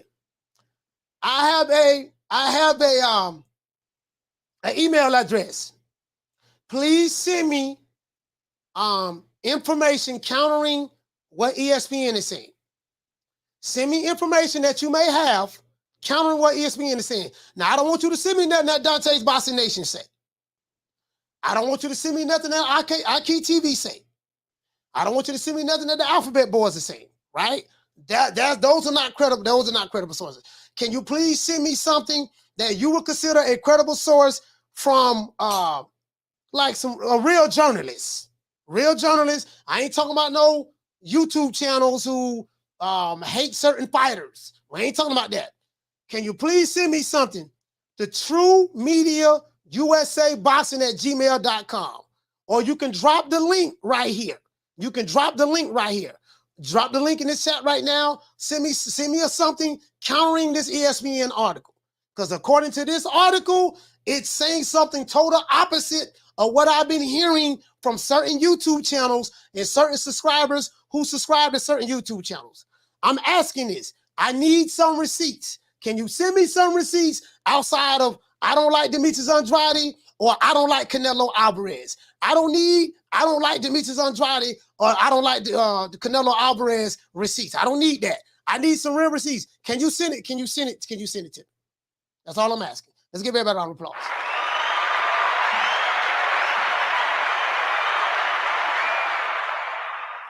I've been doing this shit long enough. I already know. I already know what time it is. I'm knocked down 305. He say, Dad, Coach Burrow, hey, you know what? I had some weed. I'm like, what about the joint at? I had some weed. I'm looking for my other joint. These niggas don't draw me crazy. I'm living my best life. I ain't going back and forth with you niggas. This is the last call. This is the last call. I ain't accepting no more calls after this one, boy. Caller, what's your name? Where you calling from? Coach Malachi Williams, Willie Cole from Houston, brother. How you doing? Man, Willie Cole, man, talk to me, man. I'm looking for some weed right now. I'm looking for some weed. I'm ran low on my stash. I got some good green right here. These niggas driving me crazy today in the chat. They don't draw me crazy. I got the good green.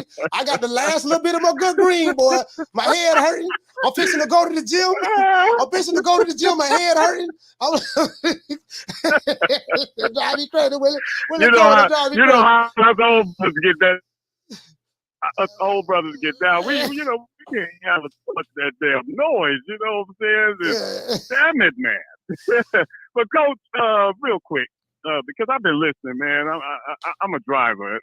I'm on the road, so yes, sir. I've been listening, and I wasn't gonna call in, but what I've been hearing, bruh, since you posed that question, since you read that article, the problem is everybody missed what the article said, right? Because they're still arguing the point on who ducked who, and if they had listened to what you had said, you actually caused the rift because nobody really understood what the article said. So let me give a small synopsis on what I thought you read. What I thought you read is that Canelo had a mandatory and Darren Chico. They couldn't come to an agreement because of money. Now, take that small bit, put it to today's time. There goes that word duck, right? Because that's what it seems like all the fighters are doing right now, ducking each other. And the main thing, the first thing that comes up is he ain't worth that. There's no money in the fight. So you get past that, then we get talking about Andre.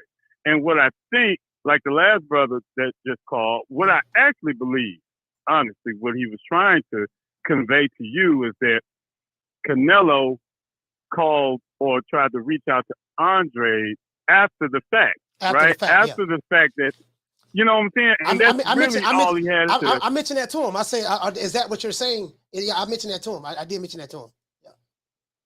Yeah, but see, that's what I'm saying. By that time, though, he was already in full defense mode for Andre. You know what I'm saying? And the point is lost in translation then. But the whole point of then is I don't think Canelo ducked anybody, right? I think the politics of boxing and where you talk to World Combat Sports, tell them, forgive me, but the hocus pocus of boxing is at play, bro. And what it does, it trickles down into these boxers, man. And it does look like Canelo didn't make that fight with Darren Chico and said, okay, I ain't gonna fight him, so let me go for the next best thing. But here's my problem with that with Canelo, Coach, and I'm gonna let you go. At the press conference, now this broke down before the press conference that Andre showed up to. Right. And when Canelo told Andre, you ain't fought nobody, you're a horrible fighter, you just want payday. Right. That's where my problem came in with Canelo, because it sounded, when I had all that in my head, you see what I'm saying? That's what makes a lot of people point to that. Yeah, you know what? And a lot of people who feel that way, they're right, because I felt the same way as well. And I'm like, but the only thing is with that, what the only difference was, I think Canelo was at 168 at the time when he said it. That was not too long ago. And Demetrius Andrade was still at 160. Now there's something. There's something that Demetrius Andrade could have done, though. I'm gonna tell you what he could have done. Demetrius Andrade, by him being the WBO super champion, Demetrius Andrade could have moved up to 168, and he could have fought, I think, John Ryder or the guy who John Ryder beat. Yep. And if he would have beat that guy, he would have became the mandatory to the WBO, the same position that John Ryder is in right now. But Demetrius Andrade could have done that. He could have said, you know what? And this what a lot of people are not bringing up as well. Demetrius Andrade could have said, you know what? Fuck that. I'm finna force Canelo's hand. I'm moving up. Since he is the WBO super champion, he could move up and challenge Canelo. He will become the mandatory. But he would have had to fight Zach Parker or John Ryder, one of those two. The reason why John Ryder is in this position right now was because when Demetrius Andrade did move up to 168, he pulled out of the negotiations because he didn't like the purse split or whatever the case may be. He opened up the door for John Ryder to be in this position right now. Yep, exactly. Because when Andrade pulled out of that fight, this gave John Ryder the right of way. It gave him the right of way path to the payday. So bad management and you know what, Coach? You could actually use that same argument with Charlo. You can present that same argument with Charlo. Just a small amount of different circumstance with Charlo, but it's the same principle that Charlo could have used, just like Andre should have used. So anyway, Coach, I just wanted to make some common sense out of it, because I don't have a dog in the race when it comes to any of these fighters, bro. I'm like you. I ain't got no dog in the race with it, to be honest with you, man. But I knew what it was going to be before the show started. Yeah. I know you did. You know what? You kept giving them trigger phrases. I ain't really for this shit today. I really don't want to go back to I really don't want to revisit. See, them kind of words right there. Again, to the old brothers, like we always forget it. It's the youngsters that don't really understand that lingo. So Coach, but yeah, man. But hey, great show, brothers. Good talking to you as always. I'll catch you on the next round, bro. Shout out to Willie Cole from Houston, man. Salute, fam. H-Town stand up. H-Town stand up. Shout out to Will. Dropping that $2 super chat. He said, you are a Capricorn. I'm not surprised you're psychic. No, you get what I'm saying? Like, I'm not gonna lie, guys. I get, trust me, dog. I get the arguments on both sides. I get it. I get Team Charlo. I get Team Demetrius Andrade. I get Team Canelo. I get the arguments, but there's conflicting reports. There's conflicting things out there that you guys say on both sides. I asked a simple question. I said, I'm going to Google this information.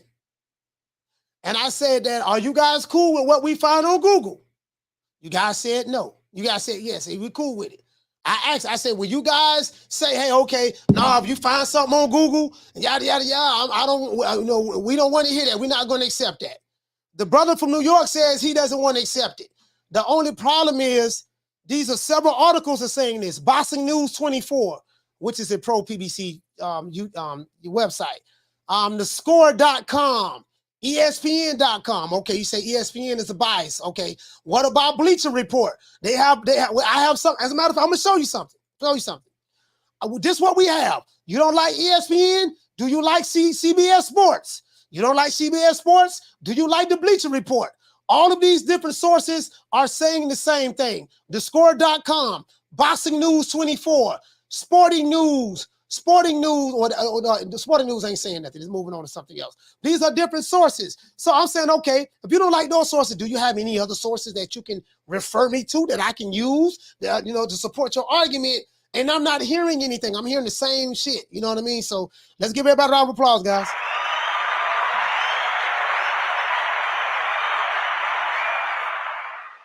I'm hearing the same shit, dog. Fuck you all rolling up on for, cuz. He must don't know. He can't know. He can't know. It is what it is, man. Talk to him, Shut baby. that soft ass shit up. And the best man Shut will that win. soft. That's some soft ass shit. Shut that soft ass shit up. All that soft talking. I know you can do it, man. You got the. Man, shut that soft ass shit up. Call here, that be niggas for something. I'm not gonna say it. Hey, shout out to as a matter of fact, let me give everybody a shout out who called the show. Give everybody a shout out who called the show. Shout out to Will Lynch from Ohio. Shout out to Casino Light Press who called 3 times. Shout out to Fee from Duval. Fee on the tube. Shout out to Alfred from the Bay. Shout out to Daniel from Portland, Oregon. Shout out to Martin from Oaktown. Shout out to my brother Quentin from B-More. Shout out to Devontae from PA. Shout out to D-Block from Dallas, Texas, called 3 times. Shout out to Dan from New York. Salute to you, fam, who called from New York. He called twice. Salute to Dan. Shout out to Ron Boy Fresh from DC. Shout out to Jamie from New York. Shout out to Jared from B-More. And shout out to my brother Willie Cole, the pimp. Willie Cole, man, from Houston, man. It is what it is, man. And shout out to Jamal Charlo, man. Shout out to Jamal Charlo, man. I move up in weight class. Shout out to Jamal. It is what it is. I move up in weight class, go up to 168. Challenge this man for all the marbles. The Mexican monster, yeah. The Mexican. You keep throwing that up every time I remember the guy was everybody scared of that guy. You talking a lot of shit. That's all I want you to say about. Y'all got me over here. I gotta sit here and nigga-splain. I gotta sit here and y'all got me over here trying to nigga-splain, break this shit down, because for some reason it's very simple to me. You get what I'm saying? It's very simple to me, but it is what it is, man. Y'all know what we got there, got a nigga-splain. We must internalize the flatulation of the matter by transmitting the effervescence of the Indonesian proximity in order to further segregate, to preclude on the issue of world domination would only circumvent, circumcise the revelation that reflects the aphrodisiac symptoms which now perpetrates the Jericho's activation. Hell, man, the Jericho's activation, it is what it is. Why we just can't keep things simple? You know what I mean? Why, I just like showing up. That's what I like. I am sick of hearing these bullshit Superman stories about the Wassa legendary Bruce Leroy catching bullets with his teeth. Catches bullets with his teeth? Nigga, please. Why we just can't talk about people catching bullets with their teeth? Why we can't just talk about people catching bullets with their teeth? What about Rocky Marciano? Oh, there they go. There they go. Every time I start talking about boxing, a white man got to pull Rocky Marciano out their ass. That's the one. Rocky Marciano. Let me tell you something once and for all. Rocky Marciano was good, but compared to Joe Louis, Rocky Marciano ain't shit. He beat Joe Louis's ass. You know what, man? After the day, I'm finna go smoke some weed. Y'all, you niggas, I was trying to kick the habit. You niggas y'all running me back to the joint. I gotta go give me some weed now. But I gotta say a prayer. For some of you niggas. And I want you to hold on to God's unchanging hand now, because he helped Joshua fight the battle of Jericho. Yes. He helped Daniel get out the lion's den. He helped Gilligan get off the island. Lord. Man, y'all got me, boy. I'm trying to tell you, boy. Hey, who you think it is? DJ Quick? Who you think it is? DJ Quick? No, huh? No, I ain't saying Kid Capri? I didn't say Oh, you must be Jimmy Walker. Blue, you ain't nothing. You don't deserve nothing. You don't get nothing. You get what I give you. I got a contract between me and you that say you do what I tell you to do. Therefore, shut the fuck. Don't say nothing. Don't speak to me. Don't look at me. Can I tell you something? Money, you know, I just say, Blue, if I raise up, gonna be trouble. Trouble. I'm walking off. You know what, man? You know, who's the next big star over at Nick Sack Promotions? Who's the next big star? And who's the next big star under Mayweather Promotions? Ooh, we have quite a few young guns, as I say, you know, and I don't want to leave any names out, but we have a great roster of young talent, and we've been very selective about what we're doing, you know, again, because when you have, you know, an abundance of fighters, it's hard to kind of focus on. When a big fight is to be made, it has to make sense for both sides. No promoter or company is going to put their guy in an event with everything to lose and nothing to gain, especially when we talking about this. You know what I'm saying? Interesting. You know, shout out to AB, man. Shout out to AB. I want to thank the whole hood who came out here. I love y'all. I did this for the hood. Y'all know I beat that boy. Hey, we got to get the lights up. We need 10 more lights, man. I got to get over 300. Wish you could work it the way I do, but you can't. You're begging me not to leave you, and I refuse to let you go. Real, man. You ain't gotta like it, man. But you know what? I'm gonna have to plead the fifth for some of you. Right? I just ain't got the energy today, dog. Right now, I'm finna go smoke with some good friends. You feel me? The fifth. I plead the fifth. 5, 1, 2, 3, 4, 5. Anything you say, 5. Go ahead, ask me a question. Did you? 5. You ain't gotta like it, but respect it. Nigga, when my name come up, respect it. Let's go. Stop playing with my fucking name. All three of y'all. Stop playing with my name. I ain't gonna say it no more. Put some respect on my name. Shout out to the #1 contender. Now, I am the #1 contender. I'm tired of James the Poodle, Grim Reaper, whatever you want to call himself, ducking me. All right, I'm tired of man driving around town in 8 Rolls Royces. He ain't fought nobody. I'm still in a Broham. Hey, he ain't fought nobody. I'm still in the Broham. Don't ever forget, when I found you, you was strung out on coke. When I found you, you was like a big house, contemplating about killing yourself. So don't you ever forget who brought you to big time boxing. I drugged you back. I brought you back. I provided food and put food on your table for your family to eat. And I'm doing it for the second time. So don't you ever forget that. Oh yeah, and you know we cannot end this show without thanking our Lord and Savior. Well, you know, I guess I gotta be like everybody else and saying Al Heyman. I can quit my job now, baby. 6 figures, baby. You feel me? I'm about to But a name. Do you have a name? Oh, nah, I ain't got no name, you know. Name them names, man. They know who they is. Name them names, please. The names need to be named. They know who they is. The Mexican monster. Now y'all see why I don't like talking about Canelo? I don't like talking about this motherfucker. I'm like, God damn, why I gotta talk about this motherfucker today, man? Shit, I don't talk about Canelo. I don't like talking about Crawford. It's just certain fighters you just can't talk about. I'm like, oh my Lord, man. As a matter of fact, Riley, for all you niggas who drove me crazy today, Riley, get him. Fuck you. Fuck the plane you flew in on. Fuck them shoes. Fuck the socks with the bell on it. Fuck them cheap ass cigars. Fuck your yuck mouth teeth. Fuck your hairpiece. Fuck your chocolate. Fuck Guy Ritchie. Fuck Prince William. Fuck the Queen. This is America. My president is black and my Lambo is blue, nigga. Now get the fuck out of my hotel room. And if I see you in the street, I'm slapping the shit out of you. I had to put Riley on y'all, man. Had to put Riley on y'all. You ought to know what time it is, right?